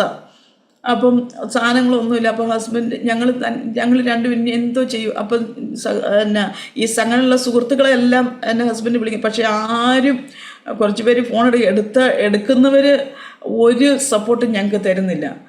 അങ്ങനെ ഞങ്ങളുടെ എല്ലാ പ്രതീക്ഷ അവരിലായിരുന്നു. ഞങ്ങളുടെ ഒരു പ്രതീക്ഷയാണ്. ആ പ്രതീക്ഷ മൊത്തത്തിൽ അങ്ങ് പോയി. ആരും സഹായിക്കത്തില്ല എന്ന് ഞങ്ങൾക്ക് ബോധ്യമായി. അപ്പം ഞങ്ങൾ രണ്ടുപേരും ഞങ്ങളിങ്ങനെ തീരുമാനിച്ചു. എനിക്കപ്പം വ്യക്തമായിട്ട് എന്ന് വെച്ചാൽ എൻ്റെ ജീവിതത്തിൽ പട്ടിണി എന്താണെന്നുള്ളത് ഞാൻ അറിഞ്ഞിട്ടില്ല. കാര്യം എൻ്റെ ഭവനത്തിൽ ഇങ്ങനെ പിതാവ് ഇങ്ങനത്തെ ബുദ്ധിമുട്ട് പ്രശ്നങ്ങൾ അങ്ങനെ ഉണ്ടായിരുന്നെങ്കിൽ തന്നെയും ആ സമയത്തൊന്നും കഷ്ടതയും പ്രയാസങ്ങളൊന്നും എൻ്റെ ഭവനത്തിൽ ഉണ്ടായത്. എൻ്റെ സമയത്ത് നല്ല അനുഗ്രഹമായിരുന്നു എൻ്റെ ഭവനത്തിൽ. എനിക്ക് ഒന്നിനും ഒരു മുട്ടുണ്ടായിരുന്നില്ല. എന്ന് വെച്ചാൽ മറ്റുള്ളവരെ സഹായിക്കാനുള്ള കഴിവ് അന്ന് ഞങ്ങൾക്കുണ്ടായിരുന്നു. അതുപോലെ ദൈവം, എൻ്റെ അമ്മയുടെ പ്രാർത്ഥന മൂലം കർത്താവ് അങ്ങനെ ഞങ്ങളുടെ അവസ്ഥകൾ, പട്ടിണിയും ദാരിദ്ര്യം ഇതെല്ലാം ദൈവം മാറ്റി. അപ്പോൾ എൻ്റെ കയ്യിലായാലും പൈസകളുണ്ടായിരുന്നു. അത് ഒന്നിനും എനിക്ക് ഒരു കാര്യത്തിനും ഒരു ബുദ്ധിമുട്ടും എനിക്കുണ്ടായില്ല. എന്ത് ഞാൻ ആഗ്രഹിച്ചാലും അതെല്ലാം എനിക്ക് ലഭിക്കുന്ന ഒരു സാഹചര്യമായിരുന്നു എൻ്റെ വിവാഹം വരെ എനിക്കുണ്ടായിരുന്നത്. അപ്പം പട്ടിണി എന്നൊക്കെ ഉള്ളത് കേട്ടിട്ടുള്ളതല്ലാണ്ട് എനിക്കറിയത്തില്ല. പക്ഷേ ഇവിടെ ഞാൻ ഈ പുലറെ അവിടെ ആയിരുന്നപ്പോഴത്തേക്ക് ഞാനിങ്ങനെ ഒന്നുമില്ല. ഞാൻ ഒരു ദിവസം അടുക്കളയിൽ ഉണ്ടായിരുന്ന സാധനങ്ങൾ മുഴുവൻ തീർന്നു. ഞാൻ പാത്രങ്ങളെല്ലാം കഴുകി എല്ലാം അലമാരിക്കകത്ത് വെച്ച് അടുക്കള ഞാൻ പൂട്ടി. കാരണം ഇനി അങ്ങോട്ട് കയറേണ്ട കാര്യമില്ല, ഒന്നുമില്ല, പച്ചവെള്ളം മാത്രമുണ്ട് ഞങ്ങളുടെ വീട്ടിൽ. അപ്പോൾ ഞാൻ പ്രഗ്നൻ്റ്. എൻ്റെ ഹസ്ബൻഡ് പറഞ്ഞു നമുക്ക് ഉപവസിക്കാം. ഞാൻ ഉപവസിക്കാൻ കർത്താവ് ഒരു വഴി തുറന്നേ പറ്റുള്ളൂ.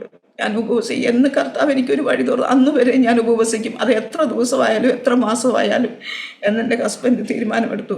അങ്ങനെ ഹസ്ബൻഡ് ഉപവസിക്കാനും പ്രാർത്ഥിക്കുവാനായിട്ടിരുന്നു. ഞാനും ഇരുന്നു. പക്ഷേ ആ സമയം അല്ല, നല്ല ക്ഷീണം, ശരീരത്തിന് നല്ല ക്ഷീണം. ആദ്യത്തെ കുഞ്ഞ്. അപ്പം ഞാൻ ഓർത്ത് കർത്താവ് എനിക്ക് ഉപവസിക്കാനും പറ്റത്തില്ല, പട്ടിണി ഇരിക്കാനും പറ്റത്തില്ല, ഭക്ഷണം കഴിക്കാനൊന്നും ഇല്ല താനും, എന്തോ ചെയ്യും. ഞാനപ്പം ദൈവത്തോടെ ഇങ്ങനെ കർത്താവേ മരുഭൂമി വന്ന് മരിച്ചു പോകുമോ, ഞാൻ ഇങ്ങനെ മരിച്ചു പോകാനായിട്ടാണോ ഞാൻ ഇങ്ങോട്ട് വന്നത് കർത്താവേ, അതിനാണോ നീ എന്നെ കൊണ്ടുവന്നത്? ഇനി അങ്ങനെ ആയിപ്പോയെങ്കിൽ എൻ്റെ ദേശത്ത് ഞാൻ ദൂഷിക്കപ്പെടുമല്ലോ, എൻ്റെ വിശ്വാസത്തെ മറ്റുള്ളവർ ചോദ്യം ചെയ്യുമല്ലോ. ഞാനിങ്ങനെ എൻ്റെ ദൈവത്തോട് പറഞ്ഞു.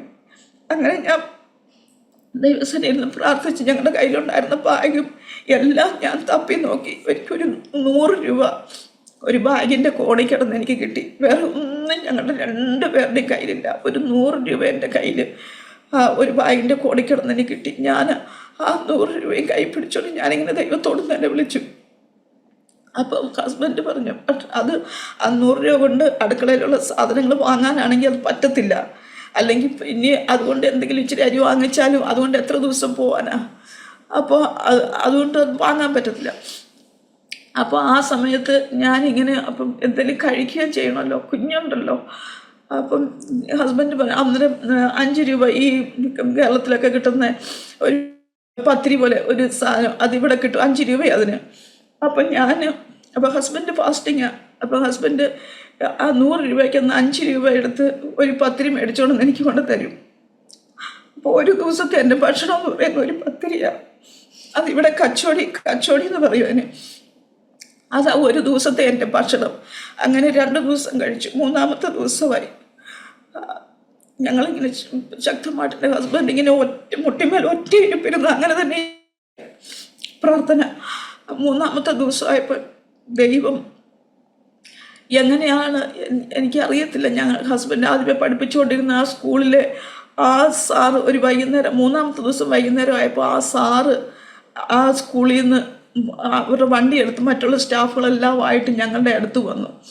ഒരിക്കലും സാധ്യതയില്ലാത്ത സംഭവിക്കാൻ പറ്റാത്ത ഒരു കാര്യമാണ് അന്ന് സംഭവിച്ചത്. ആ സാറ് ഞങ്ങളുടെ അടുത്ത് വന്ന് അപ്പം 45 സ്റ്റാഫ് ആ സാറിൻ്റെ കീഴിലുണ്ട് അവിടെ പഠിപ്പിക്കുന്നത്.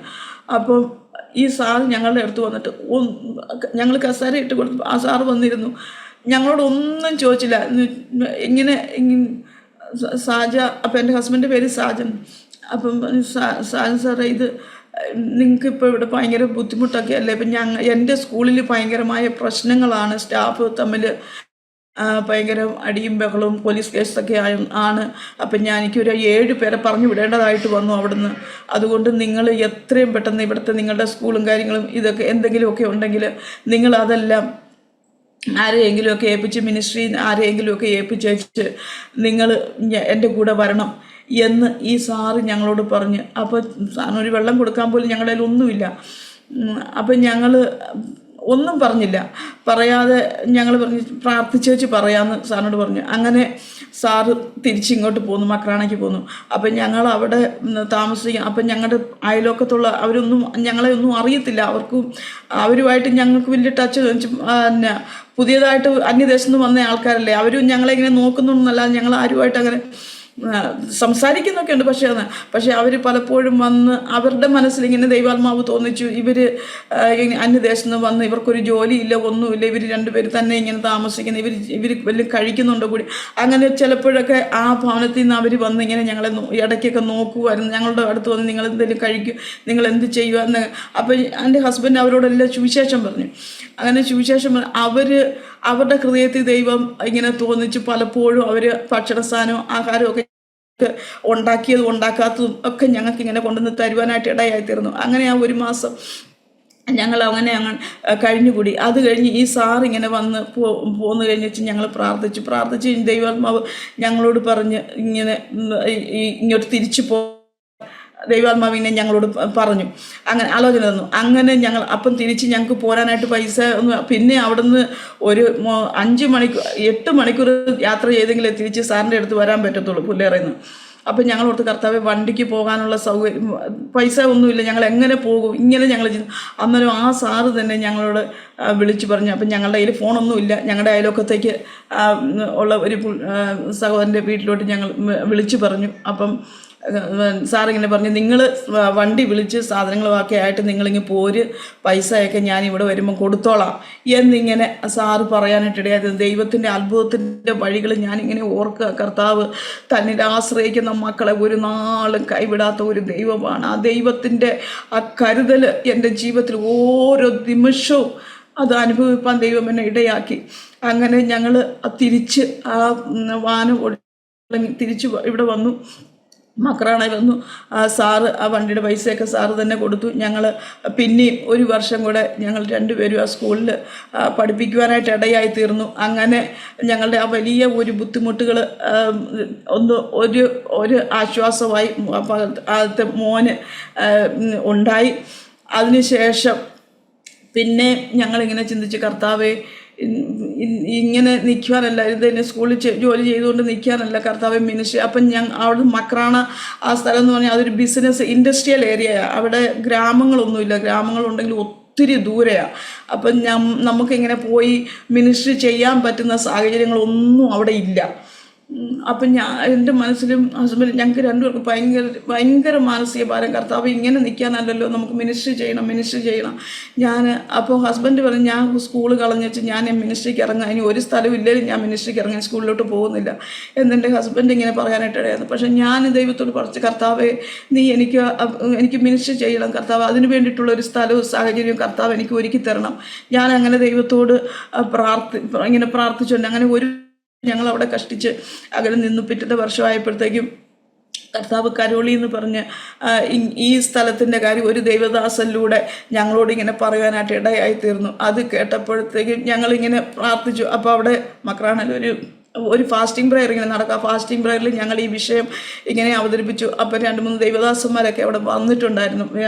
കേരളത്തിൽ നിന്ന് വന്ന് 2-3 മലയാളി ദൈവദാസന്മാരൊക്കെ ഉണ്ടായിരുന്നു. അപ്പോൾ ഇങ്ങനെ ഞങ്ങളുടെ വിഷയം വെച്ച് പ്രാർത്ഥിച്ചപ്പോഴത്തേക്കും ഈ ദൈവദാസന്മാരും ഞങ്ങളോട് ആലോചന പറഞ്ഞ് നിങ്ങൾ തീർച്ചയായിട്ടും അങ്ങോട്ട് പോകണം, അത് നിങ്ങൾക്ക് വേണ്ടിയിട്ട് ദൈവം ഒരുക്കിയിരിക്കുന്ന ദേശമാണ് എന്നിങ്ങനെ ദൈവദാസന്മാർ ഞങ്ങളോട് പറയാനായിട്ട് ഇടയായിരുന്നു. പക്ഷേ ബാക്കിയുള്ള ആൾക്കാരെല്ലാം, ഞങ്ങളുടെ സ്റ്റാഫ്, കൂടെ ഉള്ള സ്റ്റാഫ് എല്ലാം ഞങ്ങളെ വിലക്കി. കാരണം ഈ കരോളി എന്ന് പറയുന്നത് രാജസ്ഥാനിലെ ഏറ്റവും ബാക്ക്വേർഡായിട്ട് ഇന്നും ഇവിടെ ഒരു റെയിൽവേ സ്റ്റേഷനോ അങ്ങനെ യാത്രാ സൗകര്യങ്ങളോ ഒന്നുമില്ല. ഞങ്ങൾ വരുമ്പോഴത്തേക്കും ഒന്നും വെറും പച്ച മലയാളത്തിൽ ഒരു പട്ടിക്കാടെന്ന് പറഞ്ഞാൽ അതുപോലത്തെ ഒരു അനുഭവം ഒന്നുമില്ല. കാനം, വലിയ വനവും വന്യജീവികളും മാത്രമേ ഇവിടെയുള്ളൂ. അപ്പോൾ അതുകൊണ്ട് നിങ്ങളൊന്നും അവിടെ പോയി കഴിഞ്ഞാൽ നിങ്ങൾ ജീവിക്കത്തില്ല, നിങ്ങൾക്ക് അവിടെ നിൽക്കാൻ പറ്റത്തില്ല. അതുകൊണ്ട് നിങ്ങൾ പോകരുത്. എല്ലാവരും ഞങ്ങളോട്, ഈ ദൈവദാസന്മാർ ഞങ്ങളോട് ആലോചന പറഞ്ഞതല്ലാതെ ബാക്കിയുള്ളവരെല്ലാം, ഞങ്ങളുടെ പരിചയത്തിലുള്ളവരും ഞങ്ങളുടെ സുഹൃത്തുക്കളും എല്ലാവരും ഞങ്ങളോട് പറഞ്ഞ് നിങ്ങൾ പോകരുത് അങ്ങോട്ട്. പക്ഷേ ഞങ്ങൾ പ്രാർത്ഥിച്ചു, ദൈവം വിട്ടതാണെങ്കിൽ കരുതുവാൻ ദൈവം ശക്തനാണ് എന്ന് ഞങ്ങൾ മനസ്സിൽ ഉറച്ചു. ഞങ്ങൾ ഒരു ദിവസം ഞങ്ങൾ നിശ്ചയിച്ചു. അങ്ങനെ കരോളിലോട്ട് പോരാനായിട്ട് ഞങ്ങളിങ്ങനെ തീരുമാനമെടുത്ത് വണ്ടിയെല്ലാം ബുക്ക് ചെയ്തു. അപ്പം ഞങ്ങൾ കരോളിലോട്ട് പോന്നു. കരോളി വന്നപ്പോഴത്തേക്കും ഒരു രാത്രിയുടെ യാത്രയുണ്ട്. അവിടുന്ന് രാത്രിയിൽ ഞങ്ങളിങ്ങനെ വണ്ടിക്കാതിരുന്ന് ഒരു ട്രക്കിന് സാധനങ്ങളൊക്കെ കൊണ്ട് ഞങ്ങൾ രാത്രിയിൽ മുഴുവൻ ഉറങ്ങിയില്ല. ഞങ്ങൾ 3 പേരും കുഞ്ഞുങ്ങളും ഡ്രൈവറും ഉണ്ട്. ഞങ്ങളിങ്ങനെ ഇരുന്നോണ്ട് പ്രാർത്ഥിക്കുക, കരോളി എന്തായിത്തീരും, എങ്ങനെയായിത്തീരും ഒന്നും അറിയത്തില്ല. കർത്താവ് എന്തായാലും ദൈവം കൂടെ ഉണ്ടെന്ന് ഒറ്റ ആശ്വാസവും ഒറ്റ വിശ്വാസവും മാത്രം. ഞങ്ങൾ കരോളി വന്ന് അവിടെ ഒരു ചെറിയ വീട്ടിൽ ഞങ്ങൾ താമസം ആരംഭിച്ചു. പക്ഷെ പ്രതീക്ഷിച്ചതിനെക്കാട്ടിലും അപ്പുറമായിട്ടുള്ളൊരു പ്രതികൂലമായിരുന്നു ഇവിടെ ഉണ്ടായിരുന്നത്. എന്നുവെച്ചാൽ ഒന്നുമില്ല. ഈ പറഞ്ഞ പോലെ തന്നെ ഒരു കുന്നിന് ഒരു കുഴിയെന്ന് പറഞ്ഞ പോലെ മക്രാണയിൽ 1 വർഷം ഞങ്ങൾ അല്പം ഒന്ന് ആ വലിയ ഒരു പ്രതിസന്ധിയിൽ നിന്ന് വന്ന് ഒരല്പം ആശ്വസിച്ചെങ്കിൽ അതിലും വലിയ ഒരു പ്രതിസന്ധിയായിരുന്നു ഞങ്ങൾ ഇവിടെ വന്നപ്പോൾ. പരിചയക്കാരാരുമില്ല, നേരെ മിനിസ്ട്രി അങ്ങനെ കാര്യങ്ങളൊന്നുമില്ല. ഇവിടെ വന്ന് ഞങ്ങൾ ഒറ്റയ്ക്ക് ഇരുന്നുകൊണ്ട് പ്രാർത്ഥിക്കുക. വീട്ടിൽ ആരുമില്ല, ഞങ്ങളുടെ കൂടെ തനിച്ചിരുന്ന് പ്രാർത്ഥിക്കുക. ഒരു സഹായം ചോദിക്കാൻ പോലും ആരുമില്ല.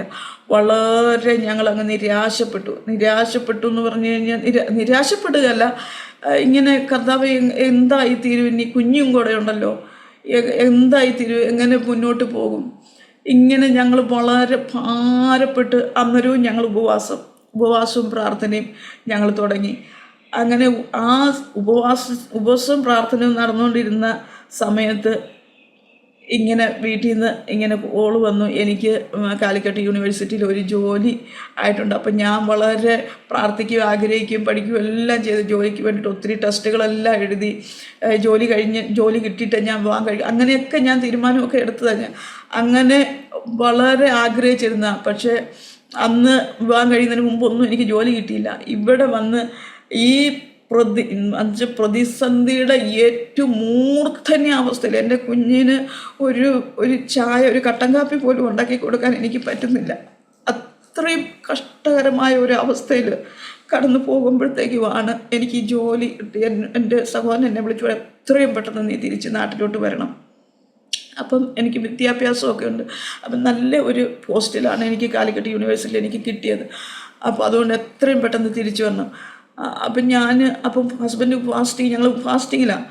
ദൈവത്തോട് പ്രാർത്ഥിച്ച്, കർത്താവ് ഞാൻ വലിയ ഒരു പ്രതിസന്ധി, ഒന്നാമത് ദാരിദ്ര്യം, പിന്നെ ഒത്തിരി ഞാൻ ആഗ്രഹിച്ച ജോലിക്ക് വേണ്ടി എൻ്റെ സഹോദരങ്ങൾ എല്ലാവരും ഒത്തിരി കഷ്ടപ്പെട്ട് എനിക്കൊരു ജോലികൾ പലയിടത്തും ടെസ്റ്റ് എഴുതാൻ കൊണ്ടുപോകലും അങ്ങനെ ഒത്തിരി എൻ്റെ സഹോദരങ്ങൾ എനിക്ക് വേണ്ടിയിട്ട് എനിക്കൊരു ജോലി വാങ്ങിച്ചു തരാൻ വേണ്ടിയിട്ട് ഒത്തിരി കഷ്ടപ്പെട്ടു. അപ്പം ഞാനിങ്ങനെ വലിയ പ്രതിസന്ധി ഘട്ടത്തിലെ, കർത്താവ് ഞാൻ എന്ത് ചെയ്യും, എൻ്റെ സഹോദരങ്ങളോട് എന്ത് പറയും, എൻ്റെ ഇപ്പോഴത്തെ അവസ്ഥ, എൻ്റെ കുഞ്ഞിന് ഭക്ഷണം കൊടുക്കാൻ ഒന്നുമില്ല എൻ്റെ കയ്യിൽ, ഞാൻ എന്താണ് ചെയ്യേണ്ടത്?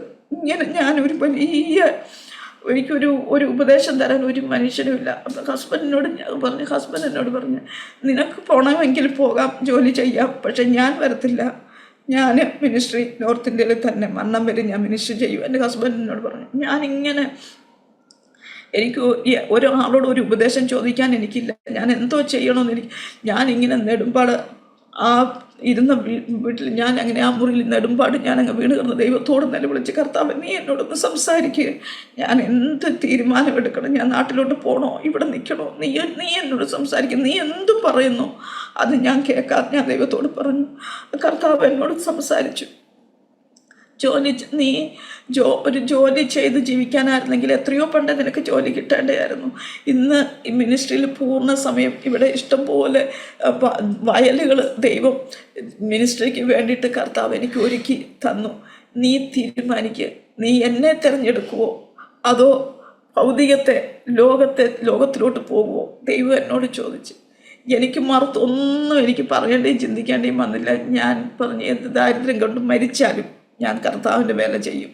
അങ്ങനെ ഞാൻ വീട്ടിലോട്ട് ഞാൻ വിളിച്ചു പറഞ്ഞു, ഞാൻ ജോലിക്ക് എനിക്ക് ജോലി വേണ്ട, ഞാൻ മിനിസ്ട്രി തന്നെയാണ് ചെയ്യുന്നത്, ഞാൻ തിരിച്ചു വരുന്നത്. എൻ്റെ ഹസ്ബൻഡ്, എൻ്റെ ബ്രദറ് അങ്ങനെ ഞാൻ തിരിച്ച് പറഞ്ഞെങ്കിലും അവരെല്ലാവരും എന്നെ വിളിച്ചു ഉപദേശമായിട്ടും ശാസനയായിട്ടും വഴക്കായിട്ടും ഒക്കെ എന്നോട് സംസാരിച്ചു.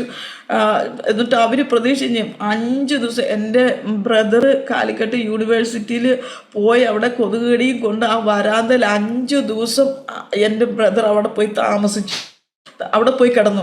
എന്ന് വെച്ച് കഴിഞ്ഞാൽ അവരോട് ചെന്ന് സംസാരിച്ചു. അപ്പം ബ്രദർ എന്ന് പറഞ്ഞാൽ അവൾ ഒത്തിരി ദൂരെയാണ്, രാജസ്ഥാനിൽ, അവിടെ വരണമെങ്കിൽ 3 ദിവസം വേണം എന്നൊക്കെ. അപ്പോൾ അവർ പറഞ്ഞു 5 ദിവസം ഞങ്ങൾ തരാം, 5 ദിവസത്തിനുള്ളിൽ വരുവാണെങ്കിൽ ജോലിക്ക് കയറാം എന്നിങ്ങനെ അവർ പറയാം. അതുകൊണ്ട് എൻ്റെ ബ്രദർ അവിടെ പോയി താമസിക്കുക, 5 ദിവസത്തിനുള്ളിൽ ഞാൻ വരുമെന്നും പറഞ്ഞേച്ച്. പക്ഷെ അങ്ങനെ ബ്രദർ 5 ദിവസം അവിടെ കിടന്ന് കൊതുകടി എല്ലാം കൊണ്ട് വളരെ പ്രതികൂലത്തിൽ കൂടെ. പക്ഷേ ഞാൻ പോയില്ല. വീട്ടിൽ എൻ്റെ ഭവനത്തിൽ എല്ലാവർക്കും എന്നെ ഭയങ്കരമായിട്ട് അങ്ങ് എന്നോട് എതിർക്കുവാനായിട്ടും എന്നെ വെറുക്കുവാനായിട്ടും ഇടയായി തീർന്നു. പക്ഷെ ഞാൻ ദൈവത്തോട് ഞാൻ പ്രാർത്ഥിച്ചു, കർത്താവേ നിൻ്റെ വേലയ്ക്ക് വേണ്ടിയിട്ട് ഞാൻ ഇറങ്ങി, കർത്താവ് എനിക്ക് വേണ്ടിയിട്ട് എൻ്റെ കുടുംബത്തിന് വേണ്ടിയിട്ട് എൻ്റെ കർത്താവ് കരുതണം, എനിക്ക് ആശ്രയിപ്പാൻ ആരുമില്ല, അങ്ങ് മാത്രമുള്ള ദൈവത്തോട് ഞാൻ നിലവിളിച്ചു പ്രാർത്ഥിച്ചു. അങ്ങനെ ഇവിടെ കരോളിൽ ഇപ്പം ഞങ്ങൾക്ക് സപ്പോർട്ടും മറ്റുള്ള ദിവസങ്ങളിൽ ഒരു സപ്പോർട്ടുകളൊന്നും ഞങ്ങൾക്കില്ല ആ സമയത്ത്. അപ്പം ഞാനിവിടെ ആ ഒരു ചെറിയ പ്രൈവറ്റ് സ്കൂളിൽ ഞാൻ ജോലിക്ക് കയറി. അങ്ങനെ അന്ന് 3500 രൂപ എനിക്ക് ശമ്പളം തന്നു, വിദ്യാഭ്യാസം ഉണ്ടായിരുന്നു. അങ്ങനെ ഞാൻ ആ ജോലി ചെയ്തുകൊണ്ട് ഇവിടെ മിനിസ്റ്റർ ചെയ്യാം. അങ്ങനെ 2 വർഷത്തോളം ഞങ്ങൾക്ക് ആരും ഉണ്ടായിരുന്ന വിശ്വാസികൾ ആരും, ഞങ്ങൾ തന്നിച്ചിരുന്നുകൊണ്ട് പ്രാർത്ഥിച്ച് തനിച്ച് ആരാധന നടത്തും. പിന്നെ ഒറ്റ ദിവസം പോലും ഞങ്ങൾ വീട്ടിലിരിക്കത്തില്ല. ഞങ്ങൾ 3 പേരും കൂടെ നടന്ന് ഇങ്ങനെ പല ഗ്രാമങ്ങൾ, സിറ്റിക്കകത്തും പല ഗ്രാമങ്ങളിലും എല്ലാം ഞങ്ങളിങ്ങനെ പോകുന്ന ഈ കരോളിലെ പകുതി അധികം ഗ്രാമങ്ങളും ഞങ്ങൾ തനിച്ച് പോയി ഞങ്ങൾ ഓരോ വീട്ടിൽ കൂടെ ട്രാക്റ്റ് കൊടുക്കും. ഇങ്ങനെ പറഞ്ഞുകൊണ്ട് കർത്താവിൻ്റെ വചനം പറഞ്ഞുകൊണ്ട് ഞങ്ങളിങ്ങനെ ഗലി തോറും ഞങ്ങളിങ്ങനെ നടന്ന് കർത്താവിൻ്റെ ആ വചനത്തെ ഞങ്ങൾ ഈ ദേശത്തോട് ഞങ്ങൾ അറിയിക്കുവാനായിട്ട് ഇടയായി തീർന്നു. അത് കഴിഞ്ഞ് എൻ്റെ കുഞ്ഞുങ്ങളൊക്കെ എൻ്റെ മോൻ പ്രായമായി കഴിഞ്ഞപ്പോഴത്തേക്കും അങ്ങനെ സ്കൂളിൽ പഠിപ്പിക്കും. പക്ഷെ ഞാൻ അന്നേരം സ്കൂളിൽ പഠിപ്പിക്കുന്നുണ്ടെങ്കിലും ഞാൻ വലിയ ക്ലാസ്സിൽ പഠിപ്പിക്കുന്നു, എൻ്റെ കുഞ്ഞ് ചെറിയ ക്ലാസ്, അവരൊന്നും ഒരക്ഷരം. അപ്പോൾ ഇവിടുത്തെ സ്കൂളിലൊന്നും വിദ്യാഭ്യാസമൊന്നും വലിയ അധികമൊന്നുമില്ല. അപ്പം എൻ്റെ കുഞ്ഞ് ഒരക്ഷരം പോലും പഠിച്ചില്ല. എനിക്ക് ഭയങ്കര ഭാരം. അപ്പോൾ എൻ്റെ വീട്ടിൽ നിന്ന് ഇടയ്ക്കൊക്കെ എൻ്റെ ആകെ കൂടെ ഒരു ബാക്കി 4 സഹോദരൻ ആരും എന്നെ വിളിക്കത്തില്ല, ആരും എന്നോട് ആകെ കൂടെ ഒരു സഹോദരൻ മാത്രം എന്നെ വല്ലപ്പോഴും ഒക്കെ വിളിക്കും. അപ്പം ആ സഹോദരൻ എന്നോട് ഇങ്ങനെ പറയും, നിങ്ങളോ നശിച്ച് ആ കുഞ്ഞിൻ്റെ ഭാവിയും കൂടെ നിങ്ങൾ കളയരുത് എന്നിങ്ങനെ എന്നോട് പറയാനായിട്ട് ഇടയായിരുന്നു. അപ്പോൾ ഇതെല്ലാം ഞാൻ ദൈവത്തോട് ഞാൻ പറയും, ഇതെല്ലാം എൻ്റെ മനസ്സിൽ ഭയങ്കര ഭാരമായി. അപ്പം ഞങ്ങളിങ്ങനെ ഒരു പ്രാവശ്യം അപ്പം എൻ്റെ കുഞ്ഞിന് ഒന്നും അറിയത്തില്ല. അപ്പം ഞങ്ങളിങ്ങനെ ചിന്തിച്ചു, നമുക്ക് 2 പേർക്കും വിദ്യാഭ്യാസമുണ്ട്, എന്നാൽ ഒരു ചെറിയ സ്കൂൾ നടത്താം, ഒരു സ്കൂൾ നടത്തിക്കൊണ്ട് കർത്താവിൻ്റെ വേല നമുക്ക് ചെയ്യാം, അപ്പം നമ്മുടെ കുഞ്ഞുങ്ങൾക്കും വിദ്യാഭ്യാസമാകുമല്ലോ എന്നിങ്ങനെ എൻ്റെ ഹസ്ബൻഡ് പറയാനായിട്ട് ഇടയായി. അങ്ങനെ ഞങ്ങൾ അപ്പം പൈസയൊന്നുമില്ല കയ്യിൽ. അപ്പം ഞങ്ങൾക്ക് 2-3 പേര് ഗ്രാമത്തിലൊക്കെ ഞങ്ങൾ സുവിശേഷം പറഞ്ഞ് അങ്ങനെ 2-3 പേരൊക്കെ ഇങ്ങനെ വിശ്വാസത്തിലോട്ട് വന്നു. സ്നാനപ്പെട്ടില്ല എങ്കിലും ഇങ്ങനെ വിശ്വാസത്തിലോട്ട് വന്നു. ഞങ്ങളുടെ കൂടെ വന്ന് ഞങ്ങൾ ഒരു ചെറിയ ഹോളൊന്നുമില്ല, ചുമ്മാ 2 മുറി ഉണ്ട്. ഒരു മുറിക്കകത്ത് ഞങ്ങൾ താമസിച്ച ഒരു മുറി ഞങ്ങൾ പ്രാർത്ഥന നടത്തുക. അപ്പോൾ ഇങ്ങനെ അവരുമായിട്ട് ഇങ്ങനെ സംസാരിച്ചു. അങ്ങനെ അവരും കൂടെ കൂടി അങ്ങനെ പറഞ്ഞില്ല, അവരും കുറച്ച് പൈസ എടുത്തു. അങ്ങനെ ഇപ്പോൾ സ്കൂൾ തുടങ്ങി കഴിയുമ്പോൾ തിരിച്ചു കൊടുക്കാമെന്നുള്ള രീതിയിൽ ഞങ്ങൾ അങ്ങനെ ചെറിയ രീതിയിൽ ഒരു ചെറിയ സ്കൂള് 5ാം ക്ലാസ് വരെ ഞങ്ങളിങ്ങനെ ആരംഭിച്ചു. അങ്ങനെ എൻ്റെ മോൻ ഞങ്ങളുടെ സ്വന്തം സ്കൂളിൽ അവൻ ചേർന്നപ്പോൾ 3ാം ക്ലാസ്സിലാണ് അവൻ ചേർന്നത്. 3ാം ക്ലാസ്സിലാണ് അവൻ ABCD പഠിച്ചത്. അങ്ങനെ അപ്പം ഞങ്ങൾക്ക് ഭയങ്കര ആഗ്രഹം ഇങ്ങനെ കർത്താവിൻ്റെ വേല ചെയ്യണമെന്ന് വെച്ചാൽ ഇവിടെ കരോളിൽ ഇഷ്ടംപോലെ ഗ്രാമങ്ങളുണ്ട്. അപ്പോൾ അവർക്കൊന്നും അറിയത്തില്ല സുവിശേഷം, ദൈവം, യേശു എന്ന് പറഞ്ഞു കഴിഞ്ഞാൽ അവർ ആരാ എന്തുവാന്ന് ചോദിക്കും. അതുപോലെ ഒന്നും അറിയത്തില്ലാത്ത ആൾക്കാർ. അപ്പം ഞങ്ങളിങ്ങനെ സ്കൂൾ നടത്തി ഒത്തിരി കുട്ടികളിൽ ഞങ്ങൾക്ക് കിട്ടി. അപ്പം ഞങ്ങൾ ഇങ്ങനെ ചിന്തിച്ചു, ഇവിടെയുള്ള ലോക്കൽസിനെ വെക്കാതെ അപ്പം ഞങ്ങൾ ഗുഡ് ന്യൂസിലൊക്കെ ഞങ്ങൾ അഡ്വർടൈസ്മെൻറ്റ് കൊടുത്തു. ഇങ്ങനെ നോർത്ത് ഇന്ത്യയിൽ കേരളത്തിൽ ബൈബിൾ കോളേജിൽ പഠിച്ച് നോർത്ത് ഇന്ത്യയിൽ മിനിസ്ട്രി ചെയ്യാൻ താല്പര്യമുള്ള ആരെങ്കിലും യുവാക്കളുണ്ടെങ്കിൽ ഞങ്ങളുമായിട്ട് ബന്ധം. അങ്ങനെ ഞങ്ങൾ അഡ്വർടൈസ്മെൻറ്റ് കൊടുത്ത് അങ്ങനെ കുറച്ച് പേര് ഞങ്ങളെ വിളിക്കുവാനും ഒക്കെ ഇടയായത്. അങ്ങനെ ഞങ്ങൾ ആ യുവജനങ്ങൾ അവരെങ്ങനെ യുവാക്കൾ നോർത്ത് ഇന്ത്യക്ക് സുവിശേഷ വേല ചെയ്യാൻ താല്പര്യമുള്ളവർ ഞങ്ങളുടെ കൂടെ വന്നു. അങ്ങനെ ഒരു 5 പേര് എല്ലാ വർഷവും ഒരു 5 പേര് കുറയാതെ അപ്പം നോർത്ത് ഈസ്റ്റുകാർ കേരളത്തിൽ നിന്നുള്ളവരുണ്ടാകും.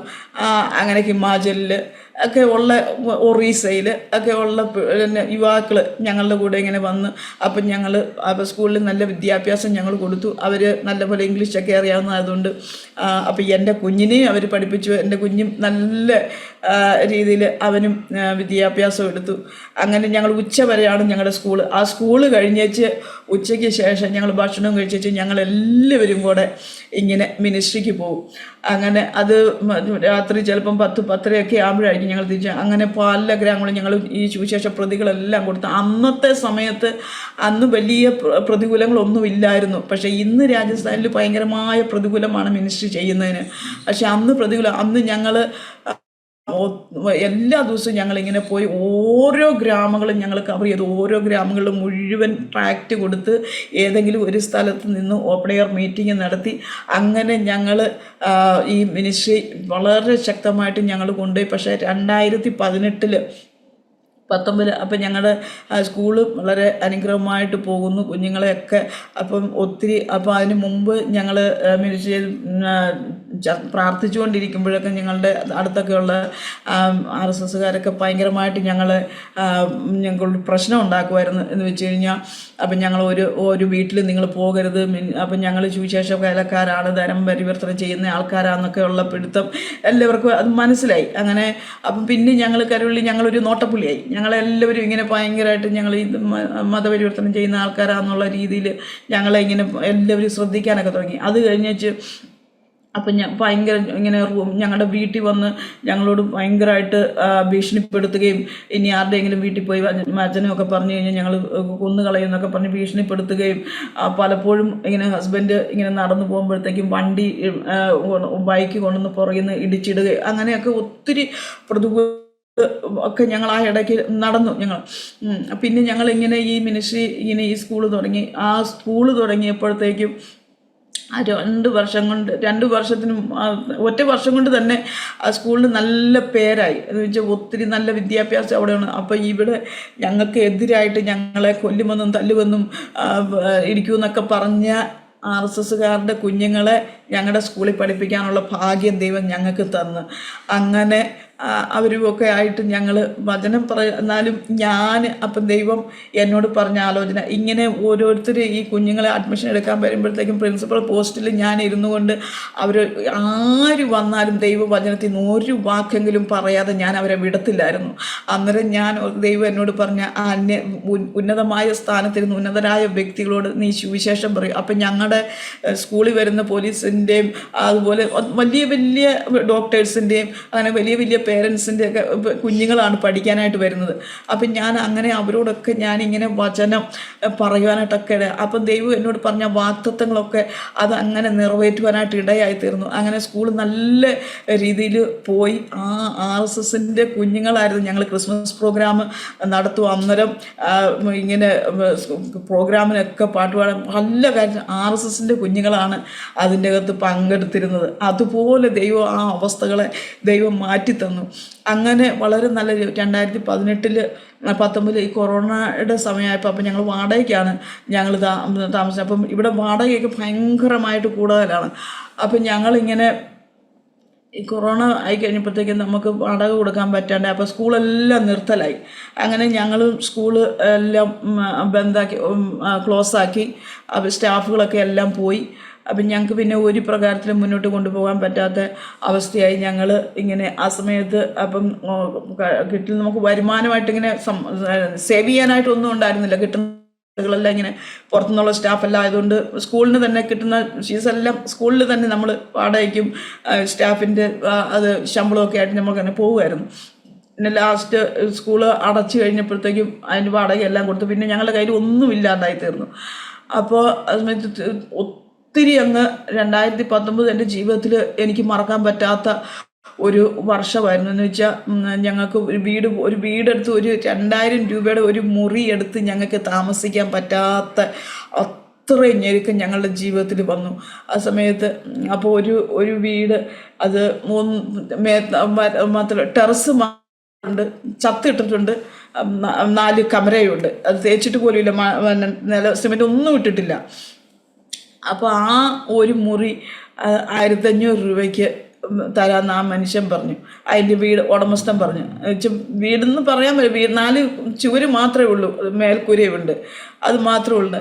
അത് പക്ഷെ നമുക്ക് അതിൻ്റെ അകത്ത് കിടക്കാതെ പറ്റത്തില്ല, വേറെ നിവൃത്തിയില്ല ഞങ്ങൾക്ക്. അങ്ങനെ 2010 ഞങ്ങൾ സാധനങ്ങളെല്ലാമായിട്ട് സ്കൂളിൻ്റെ സാധനങ്ങളെല്ലാം ഒരു മുറിക്കകത്ത് കാലി കിടന്ന് ഒരു മുറിക്കകത്ത് കൊണ്ടുവന്നിട്ടു. ഈ മുറിക്കകത്ത് ഞങ്ങൾ വന്ന് ഇങ്ങനെ താമസം തുടങ്ങി. അത് എപ്പോഴും കാറ്റൊക്കെ ഊതുമ്പോഴത്തേക്കും ഇവിടുത്തെ രാജസ്ഥാനിലെ ചൂടുകാറ്റല്ലേ, കാറ്റൊക്കെ ഊതുമ്പോൾ മണ്ണ് മുഴുവൻ ഞങ്ങളുടെ മേത്തും വായിലും കണ്ണിലും മൂക്കിലും ഭക്ഷണം എല്ലാത്തിനും മണ്ണ് നിറയും. അങ്ങനെ ആ മണ്ണ് തിന്ന് സത്യത്തിൽ ഞങ്ങൾ അതുപോലെ ഒരു 5-6 മാസം ഞങ്ങൾ 1 വർഷത്തോളം ഞങ്ങൾ അങ്ങനെ താമസിച്ചു. അന്ന് നാട്ടിൽ നിന്നൊക്കെ പല ദൈവദാസന്മാരും ഒക്കെ മിനിസ്ട്രിക്ക് വേണ്ടിയിട്ട് ഇവിടെ വന്നു. അപ്പോൾ അവരൊക്കെ വരുമ്പോഴത്തേക്കും ഞങ്ങളുടെ അവസ്ഥ ഇങ്ങനെ കണ്ടിട്ട് ഇങ്ങനെ വളരെ സങ്കടകരമായി അവർ ഇങ്ങനെ പോകാനായിട്ട് ഇടയായി തീർന്നു. അങ്ങനെ 1 വർഷത്തോളം ഞങ്ങൾ അങ്ങനെ ആ മണ്ണിൽ ഞങ്ങൾ ഇങ്ങനെ കിടന്നു. അതിന് ശേഷം അത് കഴിഞ്ഞ് പിന്നെ നമുക്ക് ലെവലാകാൻ പറ്റിയില്ല. ഇങ്ങനെ പ്രതികൂലത്തിൽ കൂടെ തന്നെ ഞങ്ങളിങ്ങനെ പോകുകയാണ്. അപ്പോൾ ആ സമയത്ത് ഞാൻ 2020 എൻ്റെ മാതാപിതാക്കൾ രോഗാവസ്ഥയിലായി. ആ രോഗാവസ്ഥയിലായപ്പോഴത്തേക്കും അവർ ഇങ്ങനെ സ്വത്തൊക്കെ വിഭാഗിച്ച് മക്കൾക്ക് വേണ്ടി കൊടുക്കുന്ന ആ കാര്യങ്ങളെല്ലാം ആയി. അപ്പോൾ എൻ്റെ സഹോദരൻ എന്നോട് വിളിച്ച് പറഞ്ഞു, നീ എന്താണ് തീരുമാനിക്കുന്നത്, നീ ഇത് കഷ്ടതയിലല്ലേ, അവിടെ ഒന്നുമില്ലാത്ത അവസ്ഥ നീ നടക്കുകയല്ലേ, അതുകൊണ്ട് നീ തിരിച്ചിങ്ങോട്ട് പോര്, നിൻ്റെ വീതം ഒക്കെ നിനക്ക് തരാം, ഇങ്ങോട്ട് തിരിച്ചു പോരാൻ പറഞ്ഞു. അന്നേരം ഞാൻ എൻ്റെ സഹോദരനോട് പറഞ്ഞു, ഞാൻ ഒരിക്കലും നാട്ടിലോട്ട് ഞാൻ തിരിച്ചു വരത്തില്ല, എൻ്റെ സ്വത്തൊക്കെ നിങ്ങളെടുത്തു, പിന്നെ പറ്റുമെങ്കിൽ എനിക്ക് അല്പം പൈസ തരുവാണെങ്കിൽ എനിക്കിവിടെ ഒരു അല്പസ്ഥലം മേടിച്ച് എനിക്കൊരു ചർച്ച് പണിയണം എന്ന് ഞാനിങ്ങനെ എൻ്റെ സഹോദരനോട് പറയാനായിട്ട് ഇടയായിത്തീർന്നു. അങ്ങനെ സഹോദരൻ അല്പം പൈസ തന്നു. ആ 2020 ഞങ്ങളിവിടെ അല്പസ്ഥലം വാങ്ങിച്ചു. ഈ എൻ്റെ ഡിസ്ട്രിക്ട്, ഈ കരോളി എൻ്റെ ഡിസ്ട്രിക്റ്റിൽ അന്നും ഇന്നും ഒരു ചർച്ചുകളും ഇല്ല. ഈവൻ നാമധേയ ചർച്ചുകൾ പോലും ഇല്ലാത്ത ഒരു ഡിസ്ട്രിക്റ്റാണ് ഈ കരോളി ഡിസ്ട്രിക്റ്റ്. എൻ്റെ ഡിസ്ട്രിക്റ്റ് നമ്മൾ ഒന്ന് ചിന്തിച്ച് നോക്കണം. നമ്മുടെ കേരളത്തിലൊക്കെയാണ് ഒരു ഡിസ്ട്രിക്റ്റിൽ മുക്കിന് എത്രയോ ചർച്ചുകളും ആരാധനാലയം. ഇവിടെ ഇന്ന് ഒരു നാമധേയ ചർച്ച് പോലും ഇവിടെ ഇല്ലെന്നുള്ളതാണ്. അങ്ങനെ ഈ എൻ്റെ ഡിസ്ട്രിക്റ്റിൽ അങ്ങനെ ഒരു സ്ഥലമാണ് ഇത്. അപ്പം ഞങ്ങൾ കരോളി വന്ന സമയം മുതൽ ഞങ്ങളുടെ ഒരു പ്രാർത്ഥന, കർത്താവേ ദൈവത്തെ ആരാധിക്കാൻ, സ്വാതന്ത്ര്യത്തോടെ ആരാധിക്കാൻ ഒരു സ്ഥലം ഞങ്ങൾക്ക് വേണം. അങ്ങനെ ഞങ്ങളുടെ വന്നപ്പോൾ മുതലുള്ള ഞങ്ങളുടെ പ്രാർത്ഥനയാണ്.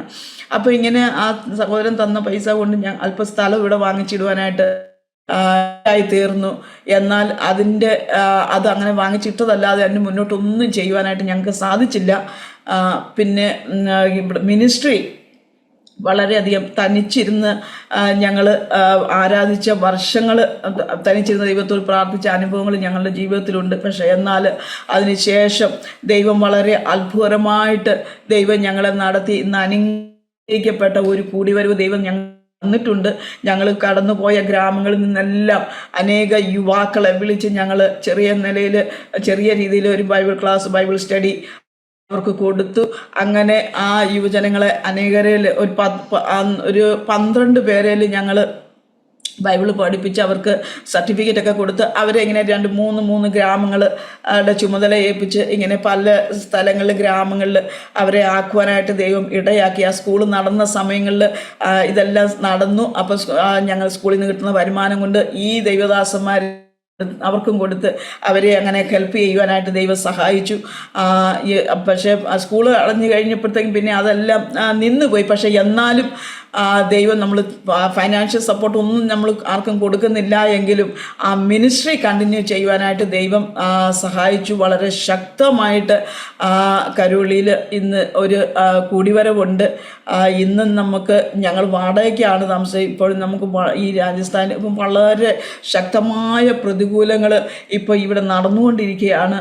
എന്ന് വെച്ചാൽ നമുക്ക് കോമൺ ആയിട്ട് മിനിസ്ട്രി ചെയ്യാനോ സുവിശേഷം പറയാനോ ഒന്നും പറ്റത്തില്ല. കൂടിവരവ് തന്നെ കുറച്ച് ആൾക്കാർ അധികമായി അത് വന്നു കഴിഞ്ഞാൽ അവർ വന്ന് പ്രശ്നം ഉണ്ടാകും. അപ്പം ഞങ്ങൾ ഈ വർക്കേഴ്സിനെ ഞങ്ങൾ നിർത്തില്ല. അവരുടെയൊക്കെ പ്രാർത്ഥന ഹോളുകൾ അടച്ചിട്ടിരിക്കുകയാണ്. ഇപ്പം എല്ലാം ഓൺലൈനിലാണ് ഇപ്പം നടക്കുന്നത്. പക്ഷെ ഞങ്ങൾ ഓൺലൈനിൽ 2 സൺഡേ ഞങ്ങൾ ഓൺലൈനിൽ നടത്തിയെങ്കിലും പിന്നെ ഓഫ്ലൈൻ തന്നെ ആക്കി. ഏകദേശം 50-60 പേരോളം ഞങ്ങളുടെ ചർച്ചിൽ ആ ഹോളിൽ കൂടി വരുന്നുണ്ട്. പക്ഷേ ഇവിടുത്തെ ഒരു എന്ന് പറയുന്നത് ഇന്ന് നമുക്ക് ഭയങ്കര വാടക കൊള്ള. പിന്നെ നമുക്ക് ഒന്നാമത്തെ കാര്യം, നമുക്ക് ആരും ആരാധന നടത്താൻ നമുക്ക് വീടുകൾ തരികയില്ല ആരും. അപ്പം നമ്മൾ വീട് എടുത്തു കഴിഞ്ഞാൽ 1 മാസം കഷ്ടി നമ്മൾ അതിൻ്റെ അകത്ത് ആരാധിക്കും. അപ്പം സൗണ്ടാണ്, അതാണ്, ഇതാണെന്നൊക്കെ പറഞ്ഞ് വെച്ച് നമ്മളെ അവിടെ നിന്ന് മാറ്റും. അങ്ങനെ ഞങ്ങൾ പല റൂമുകൾ 2 മാസത്തിനുള്ളിൽ നമുക്ക് ഷിഫ്റ്റ് ചെയ്യണം. വേറെ റൂം. പിന്നെ റൂമുകൾ നമുക്ക് കിട്ടാനില്ല. താമസിക്കാൻ പിന്നെയും കിട്ടും, ആരാധന നടത്താനുള്ള ഇത് നമുക്ക് കിട്ടത്തില്ല. അങ്ങനെയല്ല ഞങ്ങൾ ഒത്തിരി ഇങ്ങനെ ഷിഫ്റ്റിങ്ങും കാര്യങ്ങളും ഒക്കെ ഒത്തിരി ഞങ്ങൾ ഭാരപ്പെട്ടു ഈ സാധനങ്ങളെല്ലാമായിട്ട്. പിന്നെ ആരാധിക്കാൻ സൗകര്യമില്ല. പലപ്പോഴും ഞങ്ങൾ ആരാധനയ്ക്ക് വീട് കിട്ടാതെ, ആരാധിക്കാൻ സൗകര്യമില്ലാതെ ഈ ഗ്രാമത്തിൽ വനപ്രദേശങ്ങളിലും അതുപോലെ ഈ സമുദ്രത്തിൻ്റെ നദികളുടെയൊക്കെ തീരത്തും ഒക്കെ പോയിരുന്ന് ആരാധിച്ച ഒത്തിരി അവസരങ്ങൾ ഞങ്ങളുടെ ജീവിതത്തിൽ ഉണ്ടായിട്ടുണ്ട്. അപ്പം ദൈവം ഇന്നും ഞങ്ങൾക്ക് ഒരു ആരാധനാലയം വേണമെന്ന് ഞങ്ങൾക്ക് ഭയങ്കര ആഗ്രഹമുണ്ട്. ദൈവം പലയിടങ്ങളിലായി ഞങ്ങൾ നിർത്തിയ ആ യുവാക്കൾ, ഞങ്ങൾ വിട്ട യുവാക്കൾ കരുവള്ളിയുടെ പല ഗ്രാമങ്ങളിലും സുവിശേഷം അവർ മിനിസ്ട്രി ശക്തമായിട്ട് അവർ ചെയ്യുന്നുണ്ട്. ഇന്ന് കരുവള്ളിയുടെ ഇനി അറിയപ്പെടാത്ത സ്ഥലങ്ങൾ ഇനി വളരെ കുറച്ച് മാത്രം, ഒരു 350ഓളം ഉള്ളതിൽ പകുതിയിലധികവും ഗ്രാമങ്ങളിൽ കർത്താവിൻ്റെ കൃപയാൽ സുവിശേഷം എത്തിക്കുവാൻ ദൈവം സഹായിച്ചു. വളരെ അനുഗ്രഹിക്കപ്പെട്ട നിലയിൽ അത് കൊണ്ടുപോകാനായിട്ട് ദൈവം സഹായിച്ചു. ഞങ്ങൾ ഞായറാഴ്ചത്തെ ഞങ്ങളുടെ ആരാധന എന്ന് പറയുന്നത്, ഞങ്ങളുടെ രാവിലത്തെ സിറ്റിയിലുള്ള ആരാധന കഴിഞ്ഞ് കഴിഞ്ഞാൽ പിന്നെ 4 ആരാധന നമുക്ക് ഗ്രാമത്തിലുണ്ട്. ഗ്രാമങ്ങളിൽ പോയി രാത്രി 11:30 ഒക്കെ കഴിയും ഞങ്ങൾ തിരിച്ചിവിടെ വരുമ്പോഴത്തേക്കും. അതുപോലെ ഗ്രാമങ്ങൾ എന്ന് വെച്ചാൽ എല്ലാവരെയും സിറ്റിയിലോട്ട് വിളിക്കാൻ പറ്റാത്ത അവസ്ഥ, എല്ലാവർക്കും വരാൻ പറ്റത്തില്ല, കൂടുതലുള്ളതുകൊണ്ട്. അപ്പോൾ അങ്ങനെ പിന്നെ ഞായറാഴ്ച എന്ന് പറയുന്നത് ഫുള്ള് നമുക്ക് ബിസിയാണ്. അങ്ങനെ ആരാധന ഗ്രാമങ്ങളിൽ പോയി 3 നമുക്ക് ആരാധന നടത്തണം. അങ്ങനെയെല്ലാം ദൈവം ഈ ദേശത്ത് ആത്മാക്കളെ അധികമായിട്ട് ദൈവം ഞങ്ങൾക്ക് തന്നു. ദൈവത്തിൻ്റെ വാഗ്ദത്തം ദൈവം ഞങ്ങളോട് പറഞ്ഞ് കർത്താവ് അത് നിറവേറ്റി. ദൈവത്തിൻ്റെ ആ കൃപ കൊണ്ട് ഒത്തിരി പ്രതികൂലങ്ങളും പ്രതിസന്ധികളും ജീവിതത്തിൽ കടന്നു വന്നിട്ടും അവയിലൊന്നും പതറിപ്പോകാതെ, തകർന്നു പോകാതെ ഇന്നോളം ദൈവം ഞങ്ങളെ അത്ഭുതമായിട്ട് നിർത്തി. ദൈവം ഞങ്ങളെ നടത്തി. ഇപ്പം ഞങ്ങളുടെ ഒരു പ്രാർത്ഥന എന്ന് പറയുന്നത്, എങ്ങനെയെങ്കിലും വാങ്ങിച്ചിട്ടിരിക്കുന്ന സ്ഥലത്തിൽ ഒരു ഹോള് പണിതിട്ട് സ്വന്തമായിട്ട് സ്വാതന്ത്ര്യത്തോടെ ദൈവത്തെ ആരാധിക്കാൻ ഒരു സാഹചര്യം ദൈവം ഒരുക്കി തരണമെന്ന് ഞങ്ങൾ ദൈവത്തോട് പ്രാർത്ഥിച്ചുകൊണ്ടിരിക്കുന്നു. എൻ്റെ ഈ സാക്ഷ്യം കേൾക്കുന്ന ദൈവമക്കളും ആ വിഷയത്തെ ഓർത്ത് പ്രത്യേകാൽ പ്രാർത്ഥിക്കണം. ഈ ദേശത്ത് ഒരു കൂടി വരവ് ഇവിടെ ദൈവത്തെ അറിഞ്ഞ് കർത്താവിന് വേണ്ടി ജീവിതം സമർപ്പിച്ച ദൈവമക്കൾ അവർക്ക് സ്വാതന്ത്ര്യത്തോടെ ദൈവത്തെ ആരാധിക്കുവാനുള്ള ഒരു സാഹചര്യം ഉണ്ടാക്കി ദൈവം തരേണ്ടതിനായിട്ട് പ്രത്യേകാലം നിങ്ങൾ പ്രാർത്ഥിക്കുക. ഞങ്ങളെ ശക്തമായിട്ട് ദൈവം ഉപയോഗിക്കണം. കർത്താവിൻ്റെ വരവ് ഏറ്റവും അടുത്തിരിക്കുന്ന ഈ സമയങ്ങളിൽ കർത്താവ് ഞങ്ങളിലൂടെ നേടുവാനായിട്ട് ഈ ദേശത്ത് കർത്താവ് വെച്ചിരിക്കുന്ന ആത്മാക്കൾ അത് ഞങ്ങളിലൂടെ തന്നെ അതിനെ നേടിയെടുക്കുവാൻ ജീവൻ പോയാലും എന്തെല്ലാം പ്രതികൂലങ്ങൾ ജീവിതത്തിൽ കടന്നു വന്നാലും അവയുടെ മധ്യത്തിൽ തകർന്നു പോകാതെ ഇത്രത്തോളം നടത്തിയ ആ ദൈവത്തിൻ്റെ കരുതലും സംരക്ഷണവും ആ ദൈവത്തിൻ്റെ ആശ്വാസവും ആശ്രയവും എല്ലാം ഞങ്ങളുടെ ജീവിതത്തിൽ അനുഭവിച്ചുകൊണ്ട് ശക്തമായിട്ട് പിന്നെയും ഈ ദേശത്ത് കർത്താവിൻ്റെ വേല ചെയ്യുവാൻ ദൈവം ഞങ്ങളെ ഉപയോഗിക്കേണ്ടതിനായിട്ട് ദൈവമക്കളുടെ പ്രാർത്ഥന ചോദിക്കുന്നു. അതുപോലെ ദൈവദാസൻ്റെയും കുടുംബത്തിൻ്റെയും പ്രാർത്ഥനയും ഞങ്ങൾ ചോദിക്കുന്നു. തീർച്ചയായും എൻ്റെ ഈ സാക്ഷ്യം കേട്ട ദൈവമക്കൾ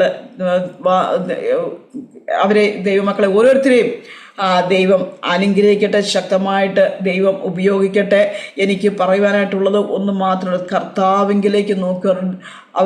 അവരുടെ മുഖം പ്രകാശിതമേ, അവരുടെ മുഖം ലജ്ജിച്ചു പോയില്ലെന്ന് ദൈവവചനത്തിൽ നമ്മൾ വായിക്കുന്നത് പോലെ എൻ്റെ ജീവിതത്തിൽ എൻ്റെ കർത്താവിനെ അറിഞ്ഞതുകൊണ്ട്, എൻ്റെ കർത്താവിനെ പിൻപറ്റിയതുകൊണ്ട്, എൻ്റെ കർത്താവിനെ മുറുകെ പിടിച്ചതുകൊണ്ട് എനിക്ക് ഇന്ന് വരെ ലജ്ജിക്കേണ്ടി വന്നിട്ടില്ല. എൻ്റെ കർത്താവ് എൻ്റെ ജീവിതത്തിൽ എത്ര നല്ലവനെന്ന് ജീവിതത്തിൻ്റെ ഓരോ നിമിഷവും അത് രുചിച്ചറിയുവാൻ എൻ്റെ കർത്താവ് എന്നെ സഹായിച്ചു.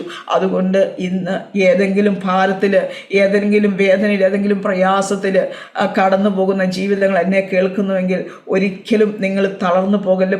ദൈവത്തിലുള്ള ആശ്രയം മുറുക്കിക്കൊള്ളുക, ദൈവത്തിലുള്ള വിശ്വാസം മുറുക്കിക്കൊള്ളുക, ദൈവവചനത്തെ അങ്ങ് ഭക്ഷിക്കുക, ദൈവവചനത്തെ മുറുക്ക പിടിക്കുക. ആ കർത്താവ് ഏത് സാഹചര്യം, ഈ ലോകത്തിൽ ആരെല്ലാം തള്ളിക്കളഞ്ഞാലും, ഈ ലോകത്തിൽ ആരും നമ്മുടെ കൂടെ ഇല്ലെങ്കിലും കർത്താവ് നമ്മളുടെ കൂടെ ഉണ്ടെങ്കിൽ മതി.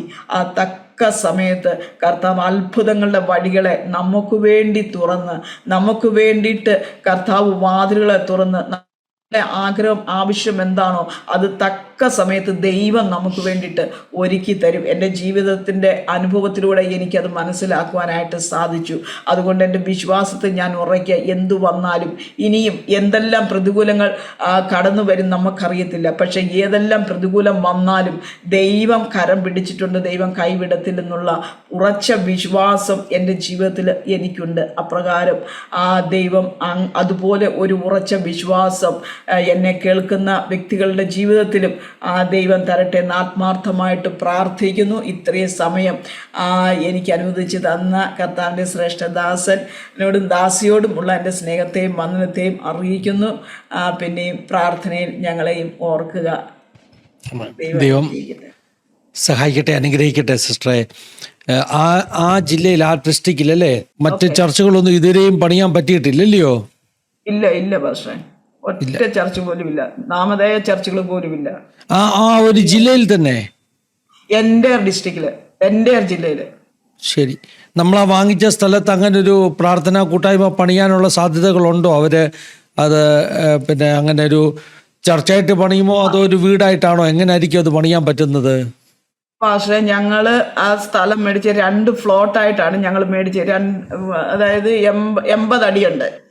അപ്പോൾ അത് ഞങ്ങൾ അപ്പം ഇവിടെ ഈ പ്രതികൂലങ്ങൾ ഒത്തിരി ഉള്ളത് കൊണ്ട് ഞങ്ങളിങ്ങനെ അണ്ടർഗ്രൗണ്ട് ഹോള് പണിതിട്ട് അതിൻ്റെ മേളിൽ താമസിക്കാനുള്ള സൗകര്യമുണ്ട്. അങ്ങനെയാണ് ഞങ്ങൾ വെച്ചത്. അപ്പം പുറത്തേക്കിട്ട് സൗണ്ട് പോകാതെ ഒക്കെ അണ്ടർഗ്രൗണ്ട് അങ്ങനെ പറ്റുമല്ലോ. അങ്ങനെ ഒരു ഇതിൽ ഞങ്ങൾ അണ്ടർഗ്രൗണ്ട് തുടങ്ങി. ഒരു സൈഡ് ഭിത്തിയും കെട്ടി ഇട്ടിരിക്കുകയാണ്, ബാക്കി 3 സൈഡ് കെട്ടാനുണ്ട്. ഇത് പണി തുടങ്ങി. പക്ഷേ അത് 2022 ഞങ്ങൾ ആ ഒരു സൈഡ് കെട്ടിയിട്ടേക്കുന്നത്.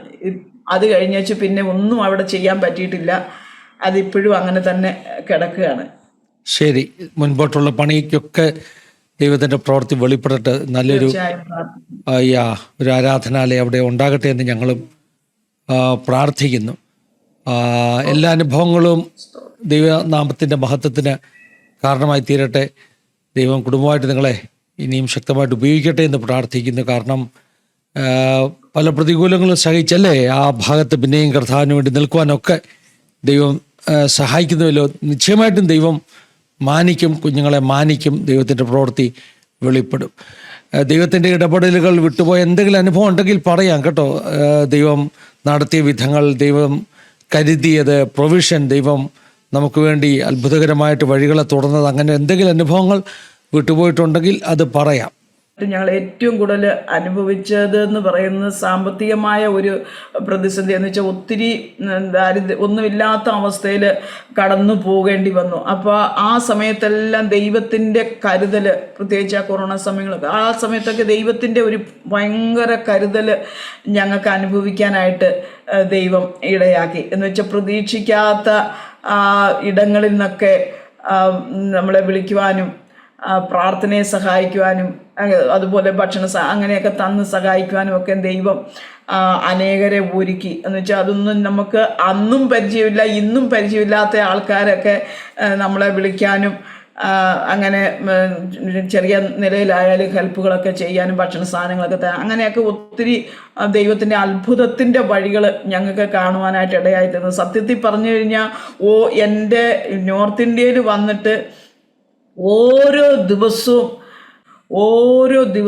എൻ്റെ ദൈവം എന്നെ അത്ഭുതങ്ങൾ കാണിച്ചാണ് എൻ്റെ ദൈവം എന്നെ നിർത്തിയത്. ഓരോ ദിവസവും ദൈവത്തിൻ്റെ അത്ഭുതങ്ങൾ, ദൈവം ഇങ്ങനെ ഇത്രയും അത്ഭുതമായിട്ട് ദൈവം പ്രവർത്തിക്കുമല്ലോ എന്ന് എൻ്റെ ജീവിതത്തിൽ ആ ദൈവത്തെ രുചിച്ചറിയുവാൻ ദൈവം ഇടയാക്കി. ഓരോ ദിവസവും അത്ഭുതങ്ങളാണ്. ഞാൻ എന്ത് കാര്യത്തിൽ ഞാൻ ഭാരപ്പെടുന്നോ ആ നിമിഷത്തിൽ തന്നെ ദൈവം അത് ഏതെങ്കിലും വിധത്തിലൂടെ ദൈവം അത് എനിക്ക് തരുവാനായിട്ട് ഇടയായിത്തീർന്നു. ഒരിക്കലും മനുഷ്യരുടെ മുഖത്തോട്ടോ മനുഷ്യരുടെ കരങ്ങളിലോട്ടോ നോക്കുവാൻ ദൈവം എന്നെ ഇടയാക്കിയിട്ടില്ല.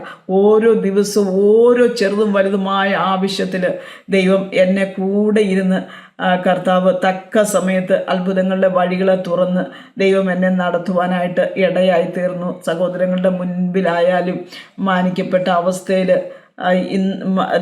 മിനിസ്ട്രിക്ക് ഇറങ്ങി അങ്ങനെ ഒരു നിന്നയല്ലാതെ മറ്റൊരു രീതിയിൽ അപമാനിക്കപ്പെടുവാൻ കർത്താവ് ഇടയാക്കിയില്ല. അങ്ങനെ അനുഗ്രഹമായിട്ട് ദൈവം കുടുംബമായിട്ട് ദൈവം ഞങ്ങളെ നടത്തുന്നു. എൻ്റെ കുഞ്ഞുങ്ങളുടെ അനുഭവങ്ങളൊക്കെ എന്ന് വെച്ചാൽ രണ്ടാമത്തെ ട്വിൻസ് ഇരട്ട കുഞ്ഞുങ്ങളായിരുന്നു. അവരുടെ ഡെലിവറിയുടെ സമയത്തൊക്കെ ഭയങ്കരമായെന്ന് വെച്ചാൽ ഒത്തിരി പ്രതികൂലത്തിൽ കൂടെ ഞാൻ കടന്നുപോയി. എന്ന് വെച്ചാൽ അന്നേരം കുഞ്ഞുങ്ങൾക്ക് 2 പേര് അവർക്ക് തൂക്കക്കുറവായിരുന്നു. ആ സമയത്ത് എനിക്ക് ബ്ലീഡിങ് അങ്ങനെയുള്ള പ്രശ്നങ്ങളൊക്കെ ഉണ്ടായി.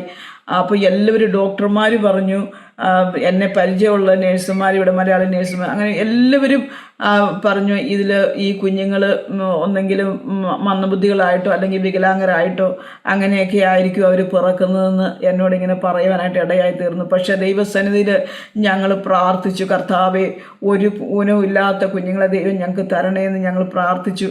അങ്ങനെ ദൈവം ഒരു ഊനവുമില്ലാത്ത അനുഗ്രഹിക്കപ്പെട്ട 2 പെൺകുഞ്ഞുങ്ങളെ ദൈവം ഞങ്ങൾക്ക് തരുവാനായിട്ട് ഇടയായി തീർന്നു. അതൊക്കെ എൻ്റെ ജീവിതത്തിൽ ഭയങ്കര മറക്കാൻ പറ്റാത്ത അനുഭവങ്ങളാണ് ദൈവം എൻ്റെ ജീവിതത്തിൽ തന്നത്. അവർക്ക് വേണ്ടുന്ന എല്ലാ ആരോഗ്യവും ബലവും എല്ലാം ദൈവം കൊടുത്ത് ഇന്നും അവർ ശക്തമായിട്ട് എൻ്റെ കുഞ്ഞുങ്ങളും കർത്താവിൻ്റെ വേലയിൽ അവർ ഉപയോഗിക്കപ്പെടുന്നു. പാടുവാനും അനേക സ്റ്റേജുകളിൽ സൂമിലൂടെയൊക്കെ വർഷിപ്പ് നടത്തുവാനൊക്കെ ദൈവം എൻ്റെ കുഞ്ഞുങ്ങളെയും ഉപയോഗിക്കുന്നു. ശക്തമായിട്ട് കുടുംബമായിട്ട് കർത്താവിൻ്റെ വേല ദൈവം ഞങ്ങൾക്ക് തരുന്ന കൃപയനുസരിച്ച് ചെയ്യുവാൻ കർത്താവ് ഞങ്ങളെ സഹായിക്കുന്നു. ഒരിക്കലും എന്ന് വെച്ചാൽ ഇത്രയും ഭാഗ്യമായിട്ടുള്ള ഈ ദേശത്ത് പിള്ളേർക്ക് ഇൻസ്ട്രുമെൻസൊക്കെ അതൊന്നും പഠിക്കാനുള്ള അങ്ങനെയുള്ള സൗകര്യങ്ങളൊന്നും ഇവിടെ ഇല്ല.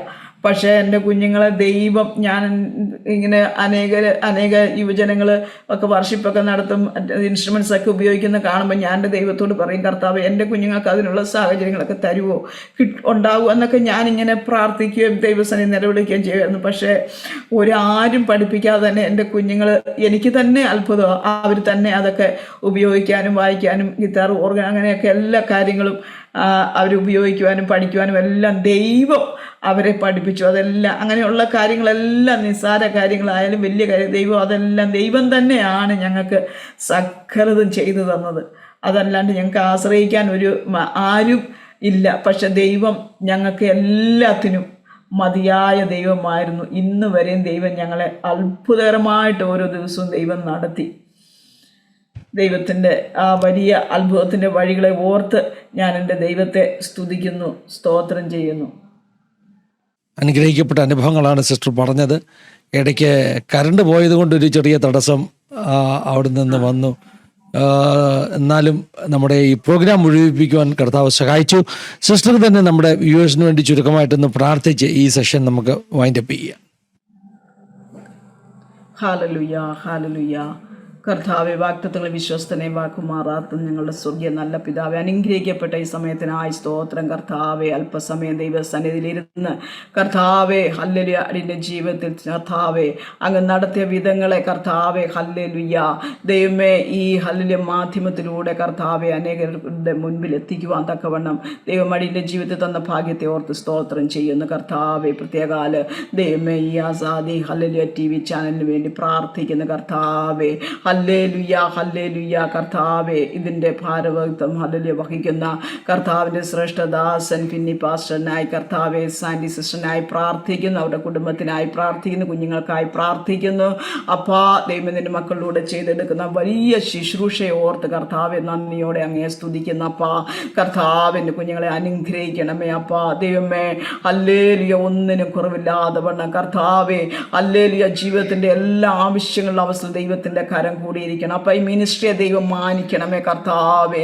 ദൈവമേ അനേകർ പറയുന്ന സാക്ഷ്യങ്ങൾ, സാക്ഷ്യവചനങ്ങൾ കർത്താവ് ജീവിതത്തിൻ്റെ അനുഭവങ്ങൾ കർത്താവെ അത് അനേകരിലേക്ക് എത്തിക്കുവാൻ കർത്താവെ നിൻ്റെ മക്കളെ ദൈവം കരങ്ങളെടുത്ത് ഉപയോഗിക്കുന്ന ഓർത്ത് സ്തോത്രം. കർത്താവെ ദൈവം ഈ വചനങ്ങൾ കേൾക്കുന്ന ഹല്ലേലൂയ എല്ലാ ഹൃദയങ്ങളെയും ദൈവം അവിടെ നിന്ന് തൊടണമേ കർത്താവെ. അവരുടെ ജീവിതത്തിൽ അവർ കടന്നു പോകുന്ന അവസ്ഥകളിൽ കർത്താവെ ഈ കേൾക്കുന്ന സാക്ഷ്യങ്ങൾ അവരുടെ ജീവിതത്തിൽ അത്ഭുതകരമായി തീരുവാൻ കർത്താവെ അത് വിടുതലായി ആശ്വാസമായി തീരുവാൻ കർത്താവ് ഇടയാക്കണമേ കർത്താവെ. ഇതിൻ്റെ ഹല്ലേലൂയ കർത്താവെ പിൻപിൽ എല്ലാ പ്രവർത്തനങ്ങളെ ഓർക്കുന്ന കർത്താവെ, അതിൻ്റെ ആവശ്യങ്ങളെ ഏൽപ്പിക്കുന്ന കർത്താവെ, അതെല്ലാം തക്ക സമയത്ത് കർത്താവ് നിന്ന് നിവർത്തിച്ചു കൊടുക്കണമേ എന്ന് പ്രാർത്ഥിക്കുന്ന കർത്താവെ. ഹല്ലേലൂയ മിനിസ്ട്രി ദൈവം വളർത്തണമേ കർത്താവെ. ദൈവം ലോകം അറിയപ്പെടുന്ന ഒരു ഹല്ലേലൂയ കർത്താവെ ഒരു ശുശ്രൂഷയായി കർത്താവെ, ഒരു ഹല്ലേലൂയ കർത്താവെ ആത്മീയ ഹല്ലേലൂയ കർത്താവ് മിനിസ്ട്രിയായി കർത്താവ് ഇത് വളരുവാൻ ദൈവം സഹായിക്കുക. അനേകർ കടന്നു വന്ന് കർത്താവെ തങ്ങളുടെ അനുഭവങ്ങളെ കർത്താവെ പങ്കുവയ്ക്കുവാൻ കർത്താവെ അവിടുന്ന് സഹായിക്കണമേ എന്ന് പ്രാർത്ഥിക്കുന്ന കർത്താവെ. ഹല്ലേലൂയ കർത്താവെ, ഹല്ലേലൂയ. നിരാശയിൽ, ഭാരത്തിൽ, വേദനയിൽ ആയിരിക്കുന്ന ജീവിതങ്ങളുടെ മേൽ കർത്താവെ ഹല്ലേലൂയ അതൊരു വിടുതലായി തീരുവാൻ കർത്താവ് ഇടയാക്കണമേ എന്ന് പ്രാർത്ഥിക്കുന്ന മക്കളെ കുടുംബമായി ദൈവം അനുഗ്രഹിക്കണമേ കർത്താവെ. തലമുറകളെ അനുഗ്രഹിക്കണം. അവർ ഭാവി, അവർ വിദ്യാഭ്യാസം എല്ലാം തിരുകരങ്ങളിൽ ഏൽപ്പിക്കുന്ന അപ്പാ ഹല്ലേലൂയ കർത്താവെ. തക്ക സമയത്ത് ദൈവം അത്ഭുതത്തിന്റെ വഴികളെ തുറന്ന് കർത്താവെ കുഞ്ഞുങ്ങളെ ദൈവം അനുഗ്രഹിക്കണമേ എന്ന് പ്രാർത്ഥിക്കുന്നു. കുടുംബമായതിന് മക്കളെ സഹായിക്കത്തോളം നടത്തിയ എല്ലാ വിധങ്ങൾക്കായി സ്തോത്രം. പിന്നെയും കർത്താവ് ബലപ്പെടുത്തണമേ, സഹായിക്കണമേ. ആത്മീയമായി, ഭൗതികമായി, ശാരീരിക, മാനസിക എല്ലാ നിലകളിലും കർത്താവെ അങ്ങയുടെ നന്മകളെ, അനുഗ്രഹങ്ങളെ, വിടുതലിനെ കർത്താവെ അനുഭവിച്ചുകൊണ്ട് മുന്നോട്ട് പോകുവാൻ ദൈവം സഹായിക്കണമേ എന്ന് പ്രാർത്ഥിക്കുന്ന കർത്താവെ. സന്ധ്യാകാലം കർത്താവെ അടിയങ്ങൾക്ക് തന്ന നല്ല കൂട്ടായ്മയ്ക്കായി സ്തോത്രം. പിന്നെയും കർത്താവ് പ്രാർത്ഥനയിൽ ഹല്ലേലൂയ വഹിക്കുവാൻ ദൈവം അടിയങ്ങളെ സഹായിക്കണമേ എന്ന് പ്രാർത്ഥിക്കുന്നു. തിരുകരങ്ങളിൽ ഏൽപ്പിക്കുന്ന അങ്ങ് പ്രാർത്ഥന കേട്ട കൃപയ്ക്കായി സ്തോത്രം. മാനവമഹത്വം എടുക്കണം. സകലവും താഴ്മയോടെ അപേക്ഷിക്കുന്നത് കൃപയോടെ കേൾക്കണം നല്ല പിതാവേ. ആമേൻ, ആമേൻ, ആമേൻ, ആമേൻ, ആമേൻ. പിതാവ്, പുത്രൻ, പരിശുദ്ധാത്മാവാകുന്ന ത്രിയേക ദൈവത്തിന്റെ കൂട്ടായ്മ, സഹവാസ കാവൽ നാം എല്ലാവരുടെ മേലും പ്രത്യേകമായി നമ്മുടെ നടുവിൽ കടന്നു വന്ന് ജീവിതാനുഭവങ്ങൾ പങ്കുവച്ച പ്രിയ ഷേർലി സിസ്റ്റർ മേൽ, തൻ്റെ കുടുംബത്തിൻ്റെ മേൽ, ശുശ്രൂഷകളുടെ മേൽ ഇന്നു മുതൽ എപ്പോഴും എന്നേക്കും ഉണ്ടായിരിക്കും അടകട്ടെ. ആമേൻ. താങ്ക് യു സിസ്റ്ററെ. ദൈവം ധാരാളമായിട്ട് അനുഗ്രഹിക്കട്ടെ എന്ന് ഞങ്ങളും പ്രാർത്ഥിക്കുന്നു. പ്രേക്ഷകരോടുള്ള നന്ദി പറയാണ്. ദൈവം എല്ലാവരെയും സഹായിക്കട്ടെ, അനുഗ്രഹിക്കട്ടെ. God bless you all.